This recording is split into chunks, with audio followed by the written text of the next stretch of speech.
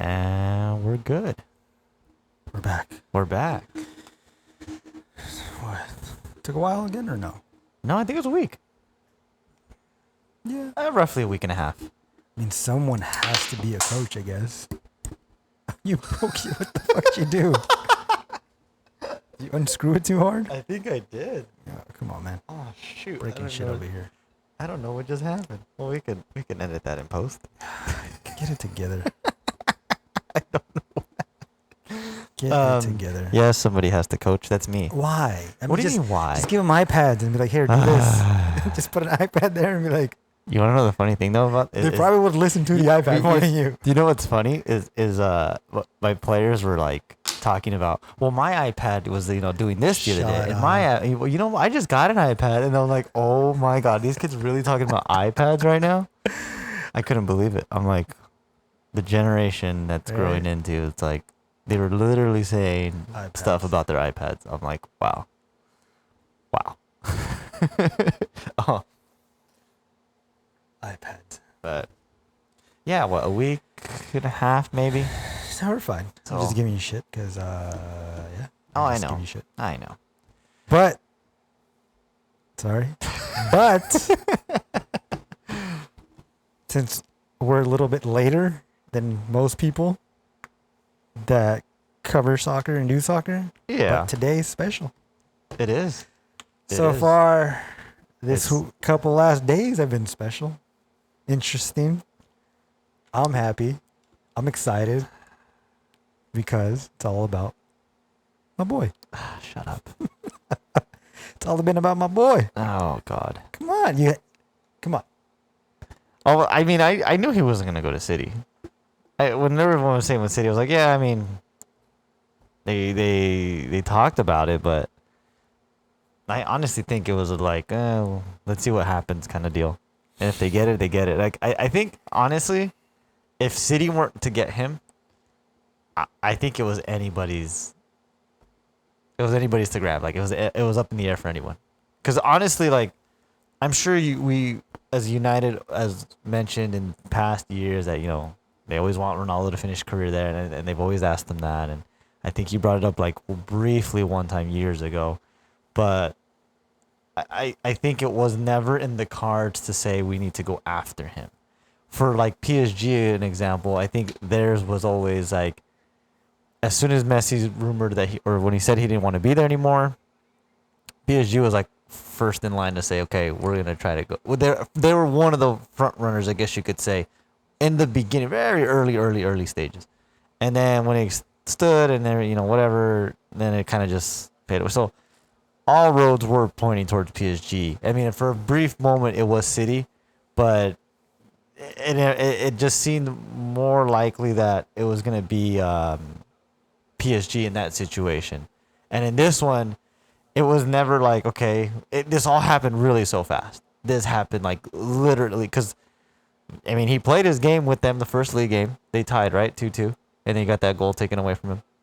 Yeah. So he played his game with them, and it seemed, and even when the whole Messi thing happened, they questioned, oh, is he gonna go back to Madrid and this and that? He's gonna go back, and then he made a statement saying, nope, my time was there, I did what I did, and it's there, I'm here now, like that kind of deal. So it was very hidden, so it was not known, and I say this in the way it's like. He played his first game and basically, okay, let me see how we play this first game. And if we do good, I'll stay. If not, I'm gone. I think that's how I saw it because he didn't even want to play the game. Like he said, don't put me in the starting lineup. Don't put me in. I want to see what's going to happen. And then, hold on. And then he played. And then I think yesterday or a couple days ago, he's basically, or at least yesterday from they're saying that he basically said he doesn't want to come back. So I mean, I'm sure there's a lot to it. It's just, I've just kind of how it all happened so fast. I just see it funny as like, let me go play. Let me see what they got. Thanks, guys. I'm gonna move on. Go ahead. Okay. No, I mean what you said. It's kind of what I think. There's a lot more into it because I get deeper with. Oh yeah. Obviously, I get deeper because it's the guy that I fell in love with when I started watching him at Madrid. Yeah. Like I said in past podcasts, I didn't get to really watch him or really be into it when he was at Manchester. Yeah. Because I was at school in Missouri. Yeah. I was really into American football, right? Yeah. So the reason why I dive into it and the way I'm explaining it and the way I think I saw things unfold throughout this few days are a lot different than what you guys, because you guys just see Ronaldo. Like, all right, I think you guys just see Ronaldo, you and our brother Ronaldo and our other brothers. And I think people that are Messi fans or other fans that don't really dissect them, I think see it the way you were explaining it. It's like, oh, it's just this and probably just that. But the way I watch his interviews, like other people I follow, like Kanye and other people I really follow, and the things they say and how the things match up and add up, Yeah. kind of makes sense. So when I watched the first, before I was gonna say, Manchester kind of hit him up during May, like the end of the last season, but it Okay. was like, nah, again, he just brushed it off his Yeah. shoulders Yeah. because at that point there was still no coach yet. There was For Juve. right, Yeah. so he didn't know what was going on. Yeah. Yeah. So after all that, Euros, he did decent. He got his top goal scorer, great. Holiday comes back, knows who the coach is. And I remember when the new coach Allegri was talking, he was saying like, I'm gonna try to implement what I did in the beginning and go from there and try to build with these group and the players that I want and this Yeah. and that. And they asked him about what is Ronaldo's role now? What do you think? And he said firmly like, I told him to step it up in a way that I need him to step it up now. Yeah. As opposed to the first time I had him. Yeah. Yeah. And with that, I was like, I kind of get what he said. Like a coach, he wants him no matter who he is. He wants him to do what he wants him to do. So I was like, all right, cool. Let's see how it goes. Ronaldo's the type where he's gonna respect everything until he realizes, wait, I gotta go through it to see how I feel about this. Yeah. And as time went on in that first preseason game of Ronaldo against Barca when Messi left, Yeah. that day, I was like, all right, let me see how this game goes. And like I told you, I was watching it and it was like, okay, like the first 10 minutes they were doing fine. They were all over Barcelona. Yeah. And then I told you, I was like, dude, it was weird because Ronaldo went all the way down and was playing defense. Yeah. And I was like, I haven't seen him do that since like early Madrid days. Yeah. And I'm like, okay, so I'm watching the game and I'm seeing how this unfolds. And then I saw quite a few counterattacks where I'm like, so you're telling me Ronaldo at his age at 36 right now in this game has to run from box to box sprinting? Because they were getting counters. Yeah. They were really passing by Barca through this game. And I'm like, and I'm watching Ronaldo sprint. And I'm like, as much as Ronaldo has an amazing physique and he takes care of himself and he is still legit in my eyes, still the age at this sport is gonna somehow catch up. Yeah. Like Oh, he'll yeah. do it Oh, in yeah. the moment. Yeah. Yeah. But then it's probably gonna catch up 3-4 games later and be like, wait, he can't be doing this every single game. Yeah. So I think he saw that. I think he realized, okay, I said yes to this, Yeah. and I'm gonna try it Yeah. because in my mind, he's as how he thinks is I want to be good at it. But I think he realizes too. Wait, I am at a certain age. I can only do certain things. Yeah. So when I was watching that game unfold, and then I'm realizing like, okay, like I told you, like this is really different from Ronaldo. I can't see Ronaldo doing this whole season like that. Yeah. And plus, the way that the players that he has around him, like he had McKinney, Chiesa, Bernardeschi, they're all still fairly younger than him. Yeah. So I'm thinking, like, why the fuck is he running so much when you have this group of younger players that can do it for him Yeah. so he can be at top of the box and be the strongest finisher? So I saw that part, right? Yeah. So as things kept going, and then I was like, all right, cool, the first game's gonna come. I'm excited. I want to watch it. He's not starting, and I'm like, and then the speculations come, Yeah. right? So then I'm thinking like, all right, well, let me see how this game goes. Let me see what's this all about. What's going on really? Because he said his whole tweet, I'm not going, this and that. That game happens. Yeah. I watch it. He comes in. He does his thing. He looks like he's being a team player. He's coaching on the sideline, telling people how to do certain things. And then when he comes in, he does. The game was a lot different from the Barca game. They were attacking more. It was against Udinese, and they weren't that great, right? So Yeah. they were able to be on their side most often. So he was able to make his runs. He was able to be comfortable up there as opposed to being like, well, it's Udinese. I'm not gonna go all the way down because this team's not even doing shit against us. Yeah. Even though they got their 2 goals on mistakes. Yeah.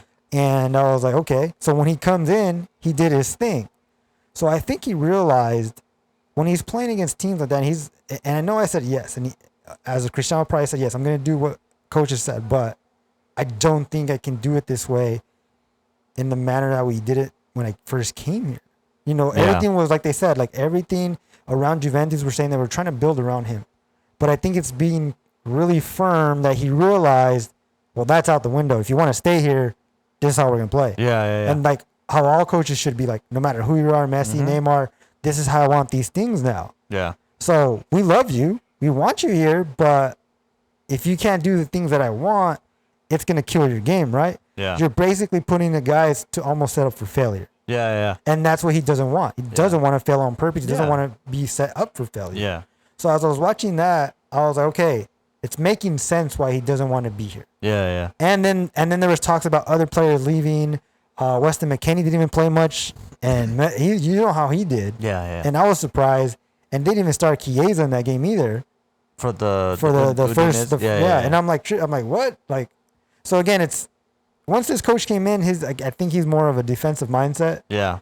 And it worked for him, you know. Yeah. It worked for him in that sense. But that's what I was trying to understand. Like, okay, there was a reason why the first year Ronaldo came in, they tried that, Yeah. and they wanted to go in an attacking way. That's what I was saying. Like, the upper heads wanted, like, okay, we got Ronaldo, we got to attack, we got to do change the identity of Juventus, and it didn't work. Yeah. In the sense of like bringing the right pieces.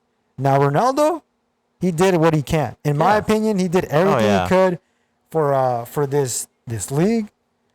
He did everything he could for himself. He scored the goals. He got MVPs. He got titles. Yeah. Yes, the purpose was Champions League, but you and I know when you switch multiple coaches every year, Yeah. it's basically starting over, right? Yeah. You start over every time a new coach in because it's a new philosophy. Yeah. Yeah. So in my opinion, what happened and what unfolded in the last couple of days makes sense of why he did this. Because before all this, Ronaldo was the type of person I'm gonna do what I say. I'm gonna finish out what I said. But I think he realized his age. I think he realized what's going on with this system, and obviously he saw Messi go to a super team. Yeah. I mean, I'm pretty sure he's like, fuck that. Like, if he wants to go the easy way out, then I can do it too. Yeah. I can find a way to go the easy way. He's Messi. I'm Ronaldo. We're the only 2 players that can fucking go like that right now. Yeah. And do whatever we want. Yeah. And go anywhere we want, as long as they pay us, right? Yeah. And I think that's what he looked at and said, no, fuck that. Like, as much as I did everything I could here, they're kind of going back and starting over, and they kept saying we're transitioning, we're rebuilding Juventus. Again, if Ronaldo, you want to stay here or not, so be it. And all this other old teammates and old owners are like, oh, he made a team work. I think they just saw it because it didn't go the way that they said. Yeah. I strongly believe he didn't make anybody worse or the team worse. I just don't think when they bring a player like that, things are not in place the way they should be in place. Yeah. For a 4-year contract, you should at least in year 3 had it together. Yeah. At least year 3 should have been the year. Yeah. You know what I mean? Yeah. The first 2 years it takes, right? Yeah. Yes. So going into that and seeing what unfolded with Cristiano, in my eyes, I think, like everyone has said, he's a winner. He wants to win. So when I heard it was Manchester City, I felt really weird. Yeah. Only because I didn't think he could play with Pep Guardiola because the way the way he has his system and the way he plays. Yeah. I actually thought I was wrong when I texted you this. I actually thought they send the ball in the box a lot, but they don't have a center forward, so they don't do that. No, they don't. So then I was trying to think, like, well, are they going to change their whole game because they have that?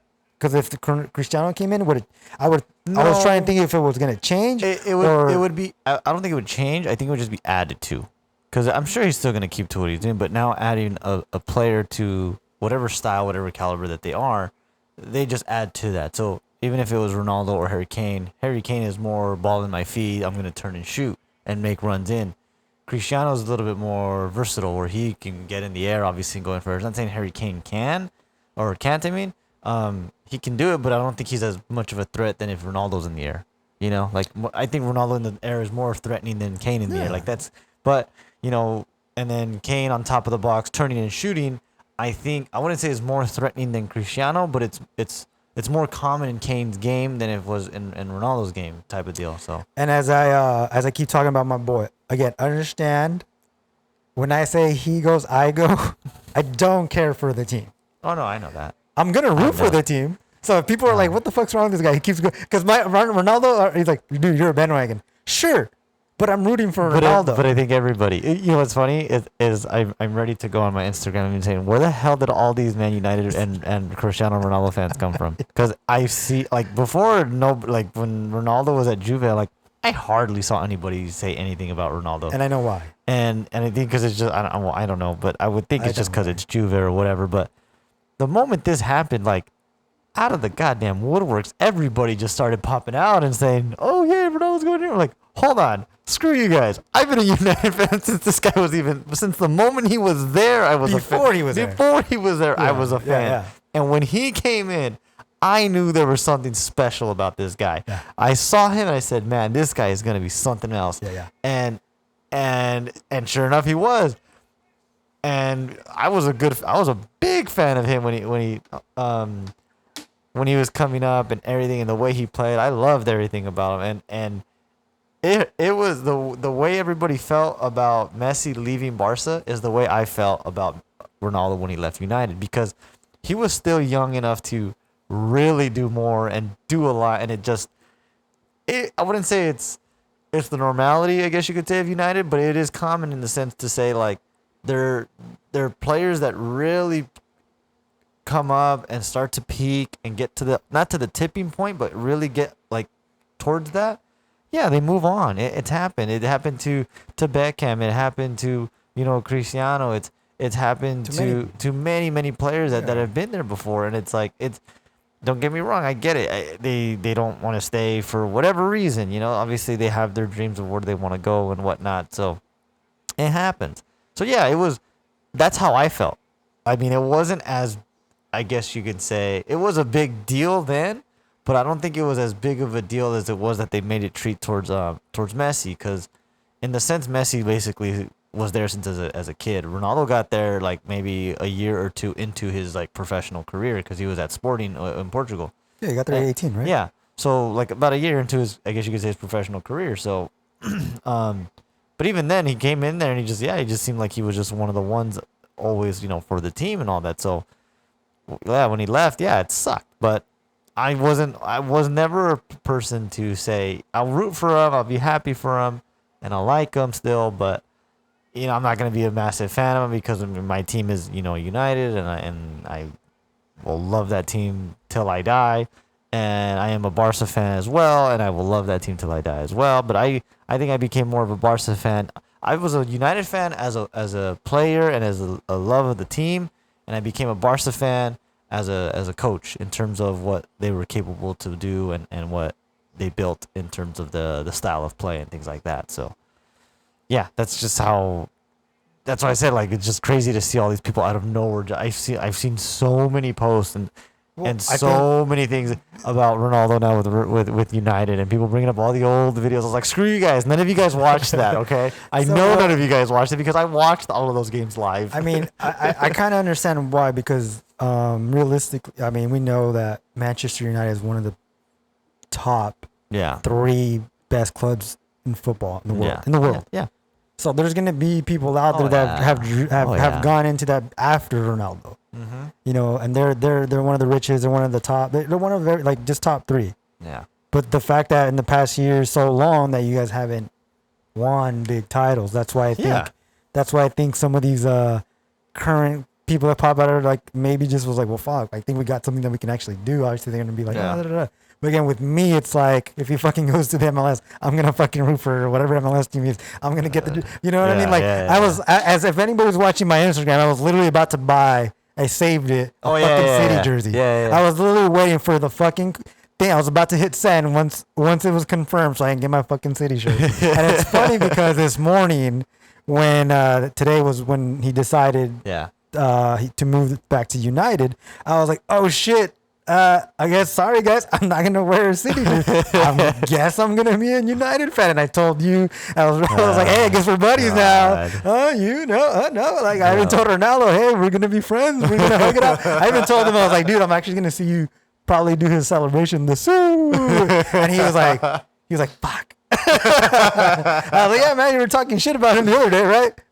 I was like, he's gonna win champions now. He's gonna make you happy again. And he's like, shit. Yeah, it was. I'm not gonna say like it was. It was not in the cards. To me, I just saw it as like, if the deal doesn't go through with City, United's just like, well, just come over here, we're across the street. Let me ask you this: did you really feel yesterday or when it started like you really thought he was gonna go to City? I believed so. In the reason I believed so was because what we were going after for United and what the idea and plans were, we were in that direction. It didn't seem like we were missing really anything else. If it wasn't gonna happen this year, there might have been the possibility of it next year because he still had one more year with Juve, right? This was his last year. This was his last year. So again, if it didn't happen this year, let's just say he stayed with Juve. I'm not saying they would have gone for him, but I think there would have been that discussion. Like not, I would say a little bit more out there than what happened now. Well, like I think right now it was just more of like, I'm sure they talked about it, but it wasn't like how it was right here, like with City and. Well, like I said, in May they kind of threw it out there. Yeah. Towards Juve. Yeah. You guys kind of like, hey, Yeah. maybe we can get him. Yeah, it was, small but it talk. wasn't anything like Major. It wasn't major. I don't think he was top priority. Right. I don't think he was top priority in the terms of, okay, this is the guy we need to get to this summer. No, the top priority was Sancho. That was top Right, priority, which they got. finally got. You guys and then, finally got. and it was something. And then one thing I've always said that we always needed was another center back, and then they got Varane and they got it. So they didn't really need anything else other than that. And I think honestly, I think this is just the cherry on top for them because everything and this is what I think I was telling Ronaldo and I was telling a couple of people that I talk about and I think they say, oh, you think PSG's gonna win? I said no, because you got to look at what PSG just did. PSG went after literally half of a lineup. You're talking about they try to plug in a lot of missing pieces. So now you're trying to ask all these guys to really get together within a year. Which when has that ever happened? At a high level, where they're which is, how do I put this? Where the majority of their season is not the highest level. Yeah. As we saw, I don't know if you saw, I posted that league is ranked 6th in the world. Yeah. So the amount of competition from that, then to go to a Champions League competition is fucking beyond a gap. So that's why I said this is probably like for City. I think if you were to go to City, if you go whichever one, I think both were a good option for him because both teams were structured well enough that they both maybe needed a piece or two. That was it. Here's real quick. In order, I'm thinking more in the terms of just like trying to go win Champions League, right? And, so things like that. When I heard the news and I was throughout the day, City, I was texting all of you guys. I really felt he was gonna go there because if he said he's a winner, he wants to win. I really felt if he would have gone there, they actually would have done it. Like I really thought this is it. He's gonna win it in the first year he comes there because I have the most up respect and I do think Pep Guardiola is one of the best coaches ever. Mm-hmm. And as I was going out through the day, I was like, I think they do have a best fit if Guardiola puts him in there to actually win it all, in a sense of being naive or stubborn and say, I'm going to stick to what I want. Mm-hmm. And hopefully Ronaldo will grasp to that as opposed to I'll grasp to Ronaldo. Yeah. So throughout the day I was thinking, I was like, I felt that City was the best fit. Yeah. So then when the next day the United thing happened, I was like, what? Obviously it happened so quick, it happened so fast, and I was looking at the team, I was like, I am getting the feel that City still has a stronger team. But as I was talking to you guys and just looking at the depth charts and the roster, and I literally was fucking doing my homework. I was like, who's this guy? Who's that guy? I'm like, okay, the backup. And I'm like, okay, it is pretty stacked. Because even Ronaldo told me, he's like, I guess we have a squad now. It's a decent squad because the top 3 transfers that you guys got were the center back that you said, Sancho that they wanted, and I think, I don't know how, I guess I was gonna ask you, do you feel that they got Cristiano just because they don't want him to go to City? Like, do you think that's what I the think whole that's like part of it. like I is would it the say that's part majority of of it, or is it like, oh, we can't let that happen, so it's like, play the wouldn't- guy? I wouldn't say it's fully it. I would say there's about maybe half of it because Because that's the majority of how they all felt. The fans, the past Yeah, well, players, yeah, the past players. even the coach said is like you don't do that. yeah, yeah. So I It, think it could be. I mean, from I've only heard few things, but it just seems more of a. It seems more than likely than not. I guess you could say, like it was more likely. Like yeah, like that's what was bound to happen. That if it was, I don't know. Let's just say if it was Chelsea, I don't think it'd be as detrimental or as bad as if you were to go there. If you try to go to Arsenal, oh my god, everybody would fucking lose their mind. because the fact I want to prove a point here. The fact that I love this sport so much is one of these is this example here. It's how passionate and real that these humans put into this. Meaning, like, no, dude, you can't go there. Yeah, Even though how professional he is, even though it's business, even though it's something that he may want to actually do, it's like, I'm gonna call this guy and say, no, dude, like, Yeah. what are you doing? yeah, Like, you really hurt close friends. You're about to hurt some feelings. yeah. In a sense where it's like, fuck, do I really want to hurt their feelings? Yeah. Or do I just want to fucking win? Yeah. So again, that was one thing like I was playing into it, but then as other people were talking, and then I started like thinking like, well, did his agent do this to like really lure in United in the beginning? Like meaning like, hey, we're gonna bluff it. United, hey, look what we're I doing. can't remember if the guy that is his agent is the guy that doesn't like United. His name is There- George Mendes. I can't remember. I have to look him up. I there's don't a- remember. there's- Well, he was is he his the same? agent, though. Is he the same He's been agent? agent. I know, no. But I mean, he does multiple players. Is he the one that also has Haaland? I think so. 'Cause He if has it's- a lot of men. He has Felix. There's he there's a has, lot of guys I know he has, and then I think we were when Dude. because I'm gonna check right Just now. check That's George on- Mendes. Jorge. Mendes. Agent. Let me put agent. But Agent. I'm trying to because I remember I saw him. How I knew about him. No, was- this isn't him. no. No, this isn't the guy I was thinking of. Okay, but he's been his agent for the longest. Okay, then no, because there's another guy. This is not him. Okay, where was I going? The Oh, idea was of- he bluffing? Was he Yeah. scheming to actually go to United? Yeah. Like, because in a way, I don't Maybe because again, it's like I said, it was a point where because you're talking about the window closes in like 2 days. Because hold on. so- Because I also thought too, like, sorry, I didn't want to call you up that bad, but Yeah. I also thought, well, shit, what if they can't come to an agreement? One, he already left Juve. Yeah. Two, they keep saying only 2-3 teams can afford him. PSG was kept saying like, well, we already got our guy we wanted. Yeah. And so it's like, I was really thinking like, well, what the fuck is he gonna have a team?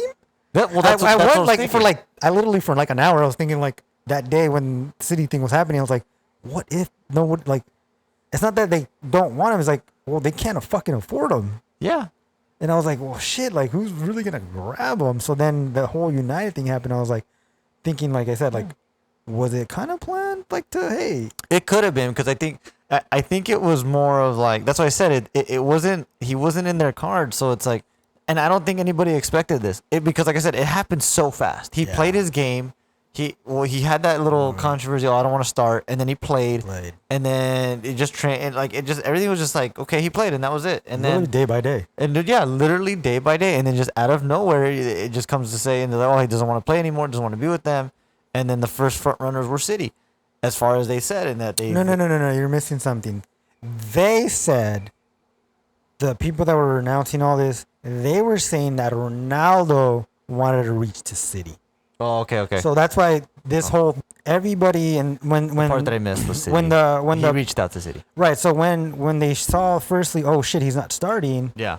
They were already speculating. Oh, he said he's already looking for options. That was the start of all of it. Go ahead. And once that was going around, Then they kept saying, okay, so he's looking for options. Then they said that he, Was reaching out to. him and his agent said, reach out to City. Yeah. So it wasn't that City wanted him first. It's that No, yeah, he yeah. reached out to City, and they were like, just keep reaching. And then City was trying to get a hold of Kane, Yeah. and that thing didn't go well. Yeah. So I was like, all right, well, who's the next guy? Obviously, Cristiano.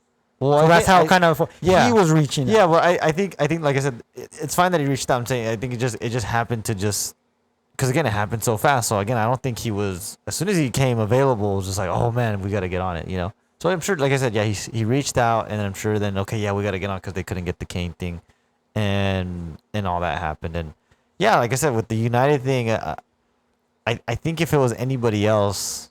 Even outside of the league, maybe he would go back to Madrid. I don't even think. No, he kept saying no. No. But I'm just saying in the sense of if it was Madrid he was reaching out to, and he was Madrid he wanted, or they were trying to go back to him. I don't think United would have jumped in and been like, oh, let's go try to get him. You know, I still don't think he was in part of the plans, but I think because it was City and it was coming to the Premier League, it's like, you're coming back to the league. What the hell? You come to us. Like, I think that was part of it. That had to play a role because then you hear like everybody's been saying it. Bruno reached out to him. Ferdinand reached out to him. Evra reached out to him. Rooney reached out to him. Ferguson reached out. Like literally everybody was blowing up this guy. All his past. And it's funny they said it like he was getting blown up like 1 a.m. when he was sleeping. Everyone else was awake. Yeah. So he was getting like his phone was being blown up by everybody. Like, what are you thinking? Don't go there. This and that. And in a way, it's good, but it shows that that's what it shows. And again, in the sense of the team and that culture and the organization, it's like It's real. yeah, like you need somewhere to go home, you come home to us. Like this is your home. Yeah. We'll take care of you, type of deal. And honestly, it didn't come soon enough because I think when he left Madrid, I always even said he should have came back to United. I mean, I get what he was trying to do. Right. I get his path and whatever. That's fine. But I think in the moment it was a good thing because United still was not at the caliber at that time to what they are now. Right. So there was a lot of missing pieces. I think Solskjaer or Ole was just I think he just started off with the team at that point. And now since he's been there, it's like year by year, everything's just been. I feel like everything's been slowly been going forward and forward. And I said it in the last couple of years. I said they're missing this, and they're missing this. If they could get those three things, this team's gonna be good. And sure enough, the great thing is they finally went after all of that without hesitation. And there's guys on the team still that are still capable of playing, and guys that left or on loan that came back and are capable of still doing things, and yeah, I mean it's all going in the right direction for them, and as much as this may sound, I don't know if it'll sound right or whatever. I mean, yeah, I mean I think he's got these last 2 years to kind of just say, this is what I got left, and let's see what happens. Yeah, he's gonna. I didn't realize he's gonna be 37 in February. So he'll be 39 by the time this contract ends. 38 will be his last season with you guys, with United. So 37 this whole season. Yeah, 38 one more. Yeah, and then 39 will be done. Yeah, and then the 39 to 40 he'll go to the MLS. Because he said again, once he said by 41 I want to be done completely for soccer. Yeah. So I don't want to go too far ahead yet. So my next, as I was speaking on Cristiano, my next maneuver of this conversation about him, since it's your favorite team, realistically, does he fit right away with this team as you've seen him play in the last 3 years? Because obviously we all know, they said it, everyone said it, obviously you're not getting the same Ronaldo from first United. Mm-hmm. You're not getting that Ronaldo. Ronaldo's not going to be there. No. Yeah. We're not You're getting the current Ronaldo who's still just a goal scorer who makes things happen. He is still an impact.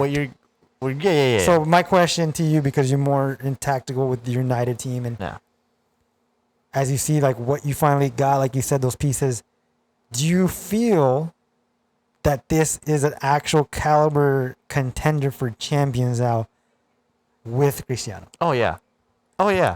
Oh, by far. I mean, I said it before we got him. Well, you can even pause it there. Yeah, there you go. Whoops. Good If one, you know Mike. how to pause, Was it this one? Google it. I don't know. Son of a bitch. Oh yeah, it was this video. Sorry. Just fast forward. I'll fast forward a bit. Yes, because even before I was telling you, before this whole Ronaldo debacle thing happened, I was telling you, and I think I was telling Ronaldo, I said, this team is now structured well enough to go far in Champions League. And then even the group that we have, I said, oh man, we should go to the quarters at least with the group that we currently have. If we could get past the quarters and get to the semis, that's up in the air. I would believe, just depending who they draw. It's kind of like how Real Madrid and Liverpool, how they got far. Real Madrid got far because they just drew teams that they were just lucky enough to beat. And it would have to be the same situation for United in terms of what the team is. So the last few games, the first game, it was well known. Like you could see, Pogba made 4 assists to Bruno. Bruno was the top goal scorer of that game, but everything was from Pogba playing his plays inside the box and out, playing those through balls, passes that again I think that Cristiano just wasn't getting with Juve. Right. And you got to remember it was Bruno getting those balls, and Bruno's playing more as the 10, which is behind the 9, and he was getting those opportunities and scoring and things like that. So now you're talking about putting you have Cavani, who's a tremendous 9, and now you're gonna put Ronaldo as the 9. And it's only going to be even better with both of them because now you still got the guys on the outside that can run tremendously fast. Pogba's been playing on the wing a little bit more, or at least the last couple games. Rashford's going to come back off of his shoulder surgery. We just picked up Sancho. Lingard is still there. I thought we were going to get rid of Martial, but I'm still surprised seeming like it's going to happen. Nope. So he's most likely going to stay. So in terms of what's around him, a lot of youth. Is not only just youth, but it is tremendous speed. Yeah, tremendous speed. No, you're right. And that's exactly what he needs. And it's like what you just said. If he went to Juve instead of Juve, and they're asking him to run up and down, it's like it's not gonna happen, dude. Right. So you're gonna need guys that can run up and down, which is Sancho, Rashford, Lingard, Bruno, Fred, McTominay. All those guys will run up and down the whole game, and he literally has to stay. If Cavani was able to score more than 10 goals last year, coming off of a horrible injury that he was basically gone for a year, and then he came back and then goes and scores 10 goals and amazing goals. Sorry. I don't doubt Cristiano's going to get 20 goals. Which I'm excited for. Correct me if I'm wrong. I'm feeling, because again, I remember the old Man U a little bit. Yeah. Correct me if I'm wrong, or maybe it's it could be. Do you think he would be the Berbatov of when he was there? But obviously 10 times. Because I feel like Berbatov was like that 9 that everyone was running around him, right? Yeah. If you can remember. Yeah, no, I can remember. Right. Berbatov was good. Really fucking good. Right, but like when Ronaldo was at his young age, and remember that teams, everyone was running around Berbatov, right? Yeah. So now that I'm seeing this, it's unfolding in that way, but it's Cristiano now. Yeah. It's like Cristiano's playing that Berbatov role where like, but wait, you can fucking fly in the air. Yeah. And you're going to get, like you just said, these balls just thrown. Yeah, to me, what I see it as, he's going to be like Van Persie, and he's going to be like Berbatov. But at a level but a higher level. Because because with Van Persie, it was the same thing. He had the right guys around him. He had the correct players around him. And that's what made the big difference for United at those times. Van Persie came in and was just scoring goals like left and right. Berbatov had all the players around him. He still had Rooney and all the other guys, and he was scoring goals left and right. So yeah, I definitely see it because look, it's him, Greenwood, Cavani in that position. Then you have Sancho on the right, James on the right, and then Ahmad on the right. Rashford, Martial on the left. The middle, you still got Lingard, Fernandez, and Lingard can actually play on the wing. They just have it like that for now. You still got Pogba, Fred, Van der Beek, McTominay, Matic, Pereira. I think Pereira they just sent to I don't know why he's even on there. Him out? They sent him to Brazil. Really? Yeah, they sent him on loan. Oh. This was it's today. I don't know, unless it's a different one. But yeah, anyways. And then we have Roberto Carlos on the left over there. Luke Shaw. Which honestly, probably by far the greatest move a coach has ever made was to bring in a left back and say, "You are not cutting it. We're bringing this guy in," and this guy just went off, And he's not even in shape. and he's probably the fattest, chunkiest left back I I've ever ever seen seen, in my and life. can run up and down the field like no no, tomorrow. I'm gonna be honest. This is the only professional soccer player to this day that I ever seen look not fully in shape, and is Yeah. fucking doing everything that everyone else is doing, Yes, yes. probably even better. Yeah, Which is weird to me. And then, Like, and then our center backs, we got two good center backs. Maguire, I mean, like I said, not a lot of people like him, but you got to remember this guy was probably the most consistent player. He did not miss a single game. He literally got hurt like the last for during England stuff, and that was when the season was already over. Bailly, unfortunately, he could have been probably by far one of the best center backs out there, but this guy just gets hurt every goddamn week. Anytime he plays, he gets hurt. Varane is coming off of Madrid and his stint there, and he's a great center back. Nothing you can say bad about him in a sense.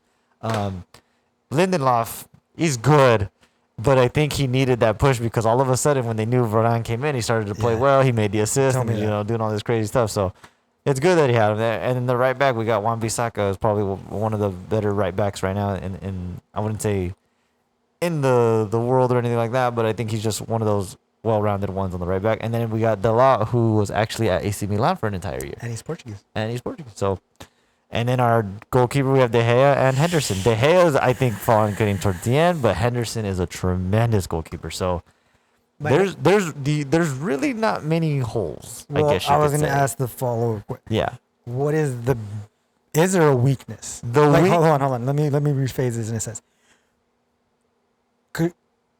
For Cristiano to come in to this team, which is a lot different to go into Juve because there's history, right? yeah. Do you think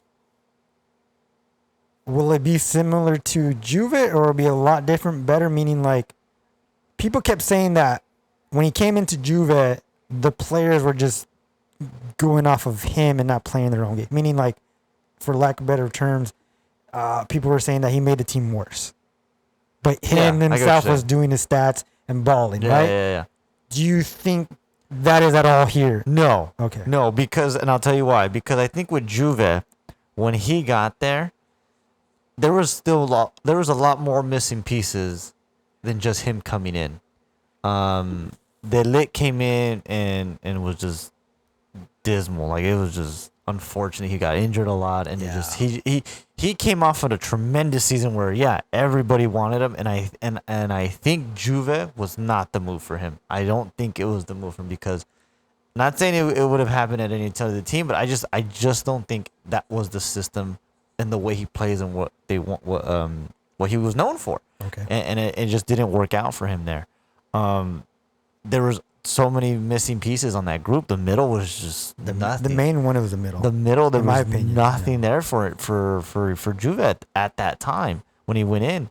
And really, he was probably the only good thing about that team coming in was the attack, because they didn't really have anything else after that. Morata was there, but he was here and there, and there were just too many missing pieces for that team. There was just too many of it. And I think here it's like, the only reason why I say it's not going to be that is because we had Cavani. We had, Zlatan. We've had players at an older age be successful. Okay. You get what I'm saying? And we've had players come from well-known teams like that and just be plugged in, and players around them were being successful. So Zlatan came in. It wasn't, this is Zlatan's team, this and that. Zlatan came in and made the team better like how it was. Cavani was the same. Cavani came again off of an injury, came out of PSG, which was at the time, again, where he was at there. He was doing tremendous things with PSG. He was going to go this and that. And then he came in off his injury, and everybody thought, he's not going to score. He's not going to do this. He scored 10 goals again, or he scored more than 10 goals, and supposedly broke the curse of the number 7 because he was number 7 all year, and they thought he wasn't even going to score a goal. And he was scoring tremendous goals for us. And I think with Ronaldo, what's gonna happen is Ronaldo's gonna bring his dynamic again of the mentality to win. So these guys are ready, I guess you could say, in that direction. But I think he's really gonna push them over the hump. He's really gonna set them over the bar because it takes sometimes a player like this, especially with his caliber, to push the other guys. Like Pogba apparently was on the way out, but I guarantee you he's not going anywhere now. No, He's not going. If Real Madrid comes knocking, yeah, thanks. I'm like, do you see who's on my team right now? Do you see what I have? Nah, guys, you want to go ahead, take Mbappe. Mbappe's not going to change your team. Mbappe's not going to make that team better. We'll get to that. We'll get to that. But I'm just saying, it's like, if that's like a selling point for them to try to get Pogba, it's not going to happen because Real Madrid right now is what Juve is when Juve got Ronaldo. They're missing a lot of holes. There's just a lot of pieces, and they got rid of a lot of guys. They got rid of a lot of guys, but didn't bring anything in return. So it's like nothing major. There's still a lot of pieces there that need to be filled. Whereas again, United, it's like the pieces were slowly coming together throughout the years that Ole started there and to now. And I think even without Ronaldo, I'm not gonna say the team was complete, but the team was well formed to start to finally compete at a higher level, to finally compete in Champions League, to finally challenge for the title at the Premier League. So adding him there, like I said, is I think the piece that was probably going to be needed for next season, which is they were going to try to go for Haaland. They were going to try to go for other forwards and probably Kane or whoever. But that would have been the piece for next year. But since now they got him, it's like, we're good. So then I guess my next question is, deep down inside, do you really feel it could happen? What can happen? Champions. Oh yeah. Like, do you really feel like, holy shit, I think yeah, this is it. They should get to the final. I think they should get to, because again, I've seen what Ronaldo's capable of doing at Juve, but you got to remember the guys he had at Juve. Yes, I agree. Like, totally agree. It's just not that caliber of what these guys are. Like, Pogba's been there already for so many years, and yeah, like they said, he needed to go, he needed to be out, blah blah blah blah blah blah. They brought in Bruno, and Bruno changed the dynamic. They brought in Cavani changed the dynamic. They brought in Maguire, he changed the whole thing. Like, so sorry to cut you off again. Yeah. So you think this is probably a better move that Ronaldo did than going to Juve? Because I know he wanted a challenge, and it would look like it was gonna. It looked like it felt like it could have happened. Yeah. But this actually feels a little bit more like, okay, this is more of a real, because of the dynamics and obviously the history of the team, and he's been there, and like you just said, all those things, the pieces. The problem, so it's feeling a little bit more like, it doesn't feel like a super team to like PSG. We'll get in a bit, but it feels like you said these pieces. Everything you're saying is starting to make sense more like have you been telling me about this team. Yeah. They get the development going, because again, the past year. I feel like there's certain players that came from that academy or stayed there long enough to develop and be good. Like Pogba, I feel like has stuck it out since Mourinho. Yeah. Like I feel like he's like, well, fuck. I think he felt like next year was always gonna be like, I gotta do something better. Yeah. And it didn't go as much as, but I don't think he gave up and said, I'm gonna leave. Yeah. And then now that I guess that he sees Cristiano, I'm sure he's like ecstatic. Oh yeah. He's like probably so. I guess to answer my own question of what I said, like the feel around the team is like more of like a homecoming. Yeah. Like you're home, dude. Like we're all in this together because it's just the vibe as opposed to your Juventus idea. Yeah. Because that was more of an idea and a challenge, something completely new. Yeah. Something completely out of the ordinary where we never thought either like, oh shit, it was gonna be at Juve. We all thought he was gonna end at Madrid. Yeah. Because that's how it looked. But if you're saying that I get a sense of it day by day, hour by hour, that it feels that way. Again, as much as I sound like a hypocrite or contradict myself, I was talking shit about your team literally yesterday. Literally yesterday, I was like, "Oh fuck, man, they're trash. It's all about City." Yeah. I was like, Manchester is blue. I was like texting. I was like, "We got Cristiano. I'm going over there now. Like we're gonna be rivals again." And I was like, "Oh, this morning I love you. Hug me.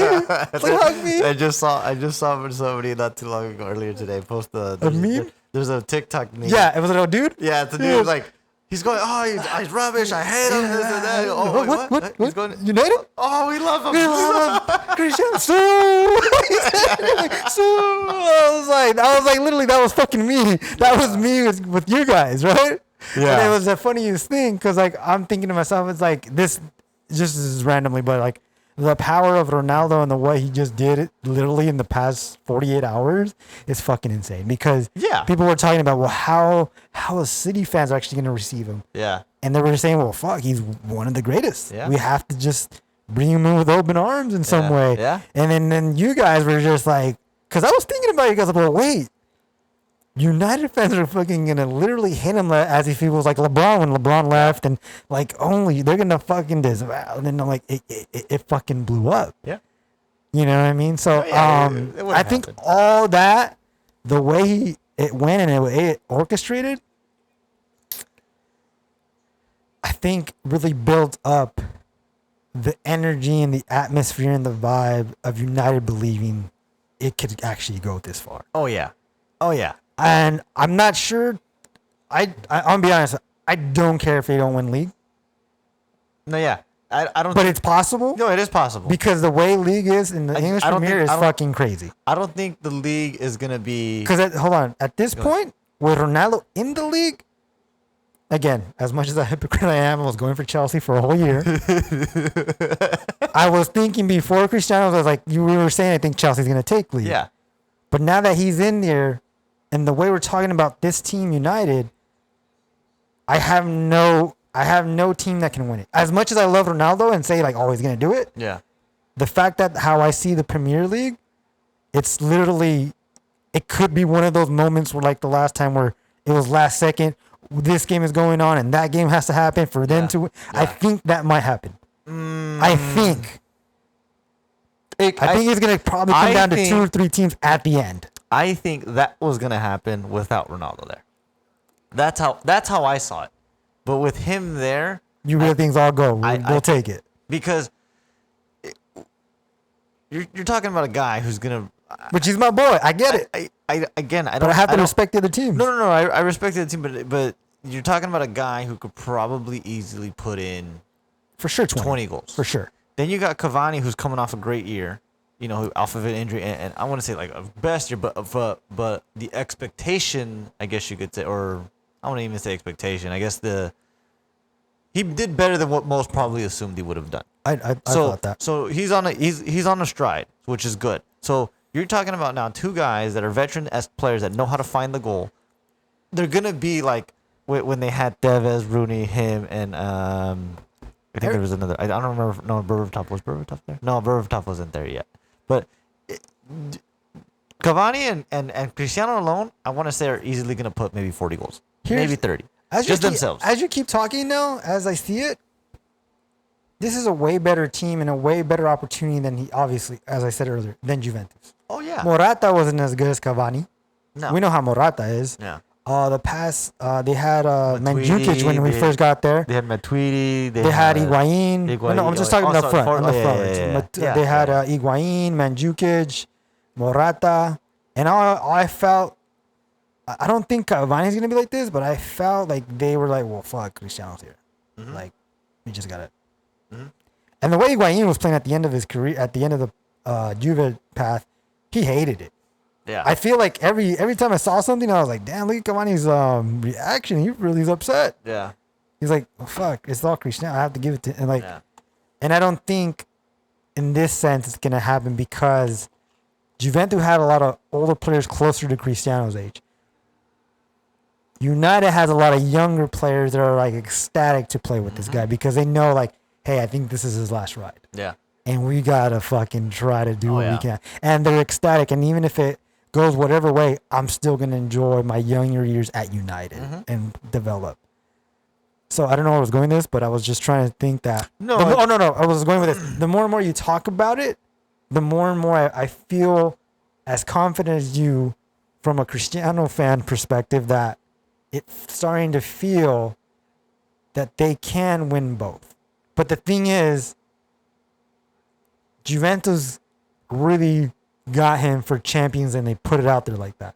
Here, it's more like, oh, well, we got Ronaldo to fix the pieces to finally get over the hump that United's had since Ole's gone there. Meaning like the improvement every year. They didn't say we're here just for champions because in the Premier League, it's the league. Yeah. Because they're the ranked one league in the world right Yeah. now. So when you win that league, that's the fucking biggest accomplishment in any other club, right? Yep. So to win the league is up there. Yeah. It's Yes, really yes. up there. Yeah, yeah, especially, yes. especially like I said earlier off the air. I don't know. Again, I'm not. As you keep saying this, maybe I'm leaning towards it now. Like they could win league and champions, which would be fucking phenomenal for him because I'm a fan of. No, I think it's gonna happen. But I think as I see the other teams again, Chelsea's still strong. They're striding. They didn't lose a lot of players. They just basically plugged in Lukaku, which Lukaku's great, Yeah. and I think that's a good fit for them. But I think now it's gonna be a fucking season to fucking like really like holy shit. If City got Kane, then it would have been what you just said. It's gonna come down to the last games. If City got Kane, but with City not getting Kane and Kane staying at Tottenham, I feel like City's gonna have that hangover year. Like we're telling, like they're gonna do well some games. They're gonna lose games where it's like, oh, they lost. You're They probably right. tie games. Chelsea, I think is in their stride. City, we were already on the stride. It's just this just really amped up our level and everything and all that. So, like I said, I was confident enough already before Ronaldo that they were gonna challenge for the title and possibly win the league. Everyone's saying Chelsea's gonna win it. Yeah, I only kind of semi-agree with that because of Lukaku, and it just depends on how he does. Before Ronaldo came. Yeah, before Ronaldo came. But now with Ronaldo coming in, it's going to be a battle up top for sure about who's going to be the top goal scorer. And going for the league, it's going to come down to those lower end games on who can win those games, because you got to that's why I keep saying this is the best league out of everybody, because the bottom team can beat the first team and really do damage for that team for the rest of the year. Because you lose one game, it's tough. It is tough to try to win the league after losing one game. As much as there's so many games, I was like, oh, there's so many games. No, because you got to remember, you only get 2 chances with a lot of these teams. And it's and not if just you lose, yeah. And it's not just one club winning it all the time. No, yeah. That's why you have yeah, to. yeah. So we're probably the only league where we get different winners every year, and maybe in a rare instance get back-to-back winners. You know, where everywhere else it's like you've seen it. Fucking Germany, Munich's won 8 years in a row. Juve was winning 9 or 7 years in a row. PSG was winning like 6 years in a row. Well, there was a point where Man U won it like 5 in a row. No, No. 4 in a row. The most that was won was 3 in a row. With Fergie. Yeah, there's the most that's ever When won. Cristiano was The there? most that's been won in the Premier League was always 3 in a row. There's never been anybody that's won 4. You're right. It's always been. I checked 3. it the other day. Yeah. You're right. It's always at least been 3. And when Ferguson was there, the lowest he ever did was 3rd place. He was always doing 1st, 2nd, or 3rd. And then the same was Arsenal. The same was Chelsea. The same was City's just started doing that since Pep got there. Liverpool barely just finally won since countless years. And then Leeds, not Leeds. Leicester City won the miracle year that nobody ever expected them to win. Yeah, right. And trying to think who else. Chelsea won. Chelsea won when Conte was there. The first year he was there. Yeah. Then they couldn't win the second year, which they should have won the second year, but they couldn't. Then City won So again, twice, it's and always then up in that. So it's always a team. One team will win twice, or one team will win once, and then it's that 3rd year where they always say, "Oh, you could do it again," and it doesn't happen. So it is difficult, like I said, because you get teams in the relegation area that are fighting literally to save their jobs. Yeah. To save their jobs, and then you get teams that come in from the 2nd division, or what they call the Championship League, and want to stay in the league, and they fight to stay in the league, and they're gonna keep fighting because they know what it takes, what's at stake if they stay in there.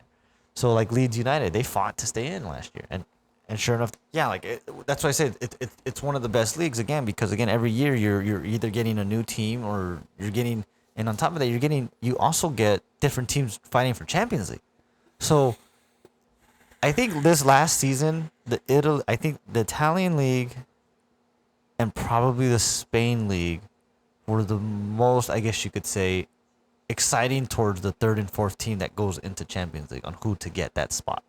The Premier League is like that literally every year. Yeah. Every year, and who's gonna get that 4th spot? Who's gonna get that? Who's gonna make the way for that? And I think, and that was the argument about that whole Super League. It's like, well, you'll never get like West Ham challenging. Like this year, West Ham is challenging now to be part of Champions League, and there's other teams as well. And it's like, that's good. That's the point of having these leagues is the year Leicester won the Champions League. Yeah, I mean the Premier League, and then went into Champions League for the first time in God knows how many years, or I think that was ever.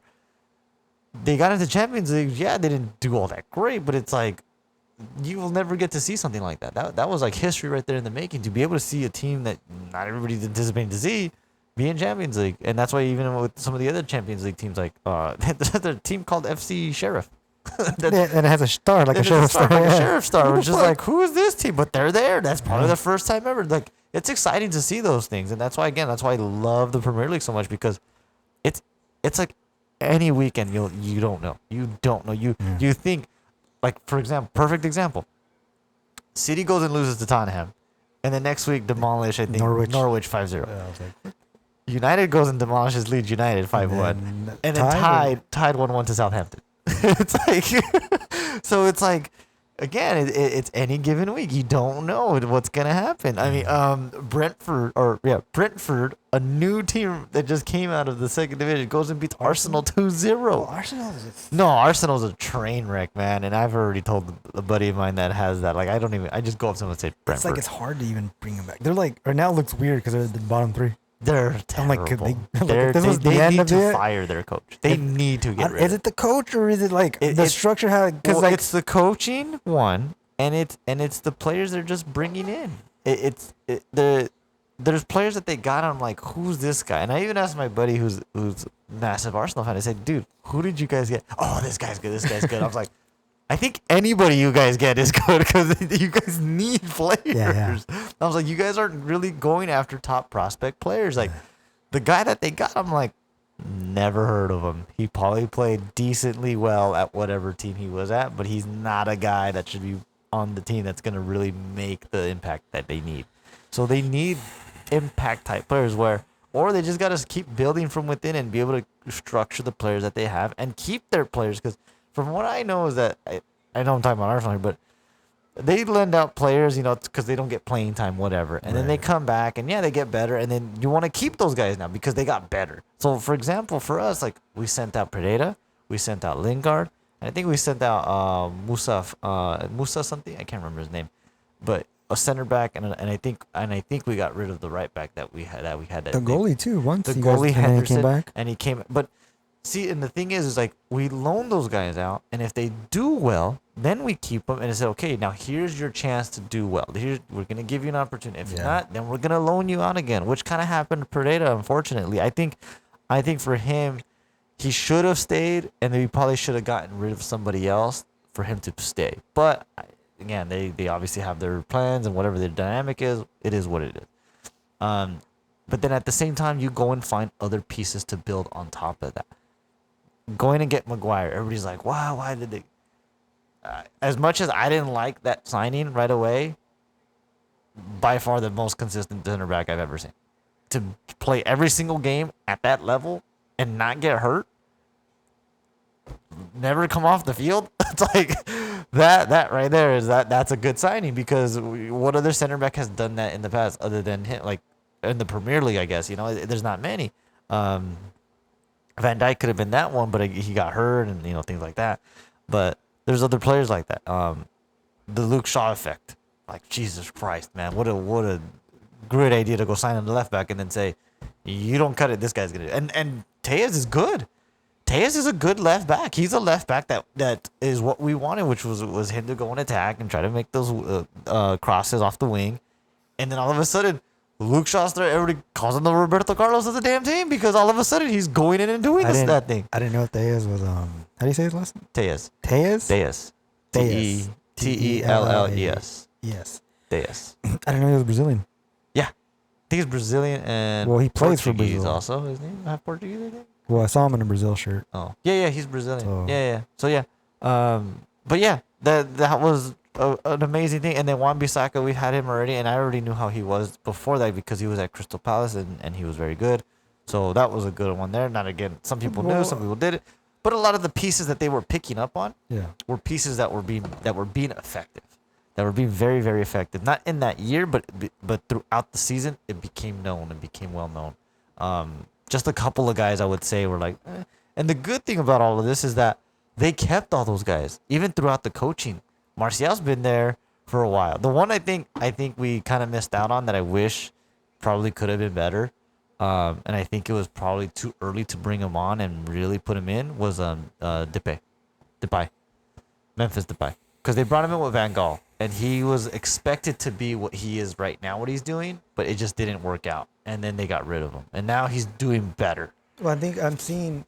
So again, and I get that because I think I'm seeing the impact and the dynamics and the power of this league. How we just spoke on it. Everything's different. Everyone, it's any given Sunday type deal. Yeah. And some of these players are so used to and comfortable, and the previous leagues were like, it really surprises them how they're like, holy shit, I thought I was good enough to be here. Yeah. For example, Warner, Chelsea. Oh yeah. He said it himself, right? He's like, I didn't expect these defenders to be like this, and I don't know what. And obviously they're like, well, we gotta get Lukaku because this guy's not scoring goals. Oh yeah. And but yeah, that's no, yeah. So like, though, I guess my point was is part of why I see, why I love this league, why I've always loved this league, why I've always, watched it, why I always enjoyed it, because apart from the other teams, not saying that they're not as passionate or whatever, but it's like from first to the 20th team, any team is capable of winning, any team is capable of losing. It's cool to see, once in a while a team go undefeated and whatever, but it's like when they're constantly winning the league with like 2-3 losses, and it's like, well, who are they playing? The top 3 teams are the only ones that are always in Champions League. It's like, it's not fun for me to watch sometimes. Like for me, like watching the Leeds United game was like, Leeds United was kind of creeping up on them, and then it just kind of took off. And then the Southampton game, it's like, oh my god. And then I don't know who they're playing this week. I think they got. Let me check. But anyways, Man U? Yeah, Isn't it Newcastle? I think so. Let me see. But anyways, like it's just always exciting to see who.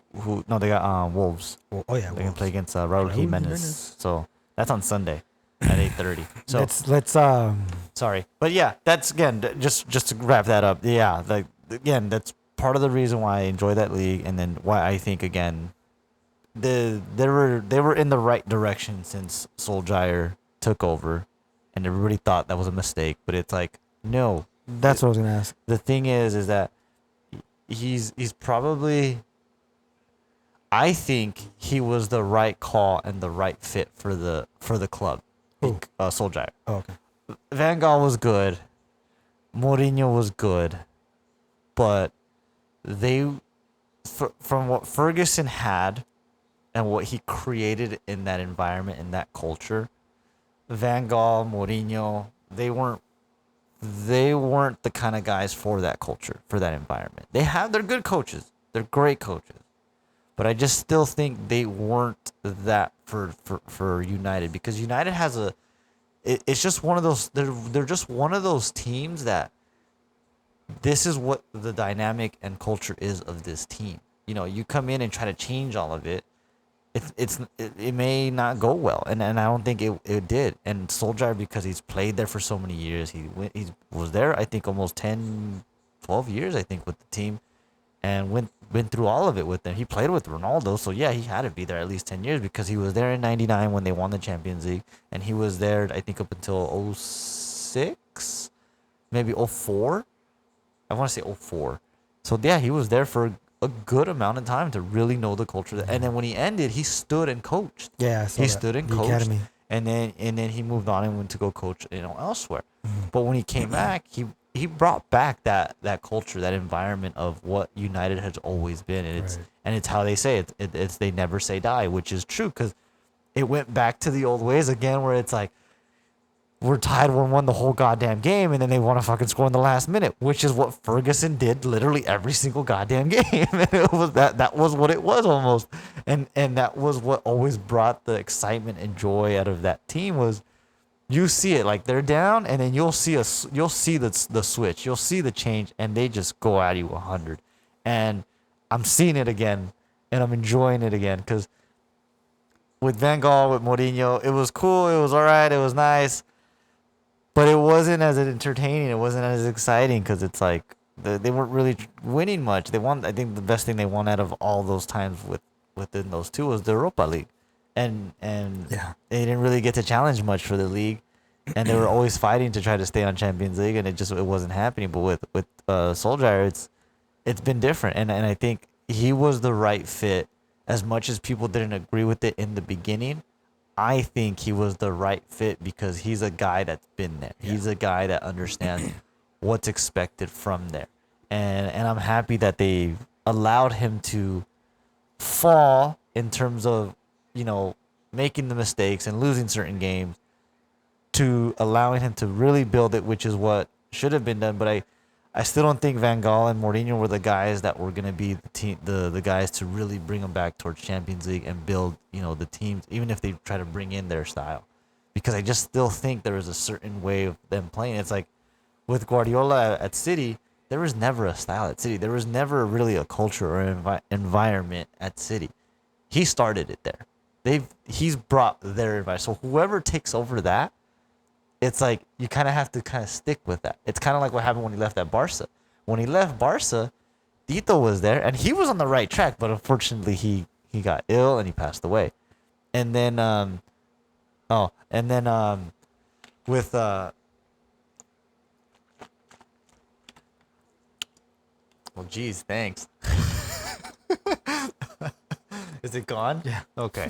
I don't know. Whatever. Bleeding Gums Murphy over here. Oh, maybe that's what it was. You felt it? I think so. But with when he left Barca, Tito was the coach, and he was on the right path again to really lead them to Champions League, and they were doing great. Unfortunately, he got cancer and he passed away. And then I think they brought in what is this? What is the other coach right now? The one in Mexico?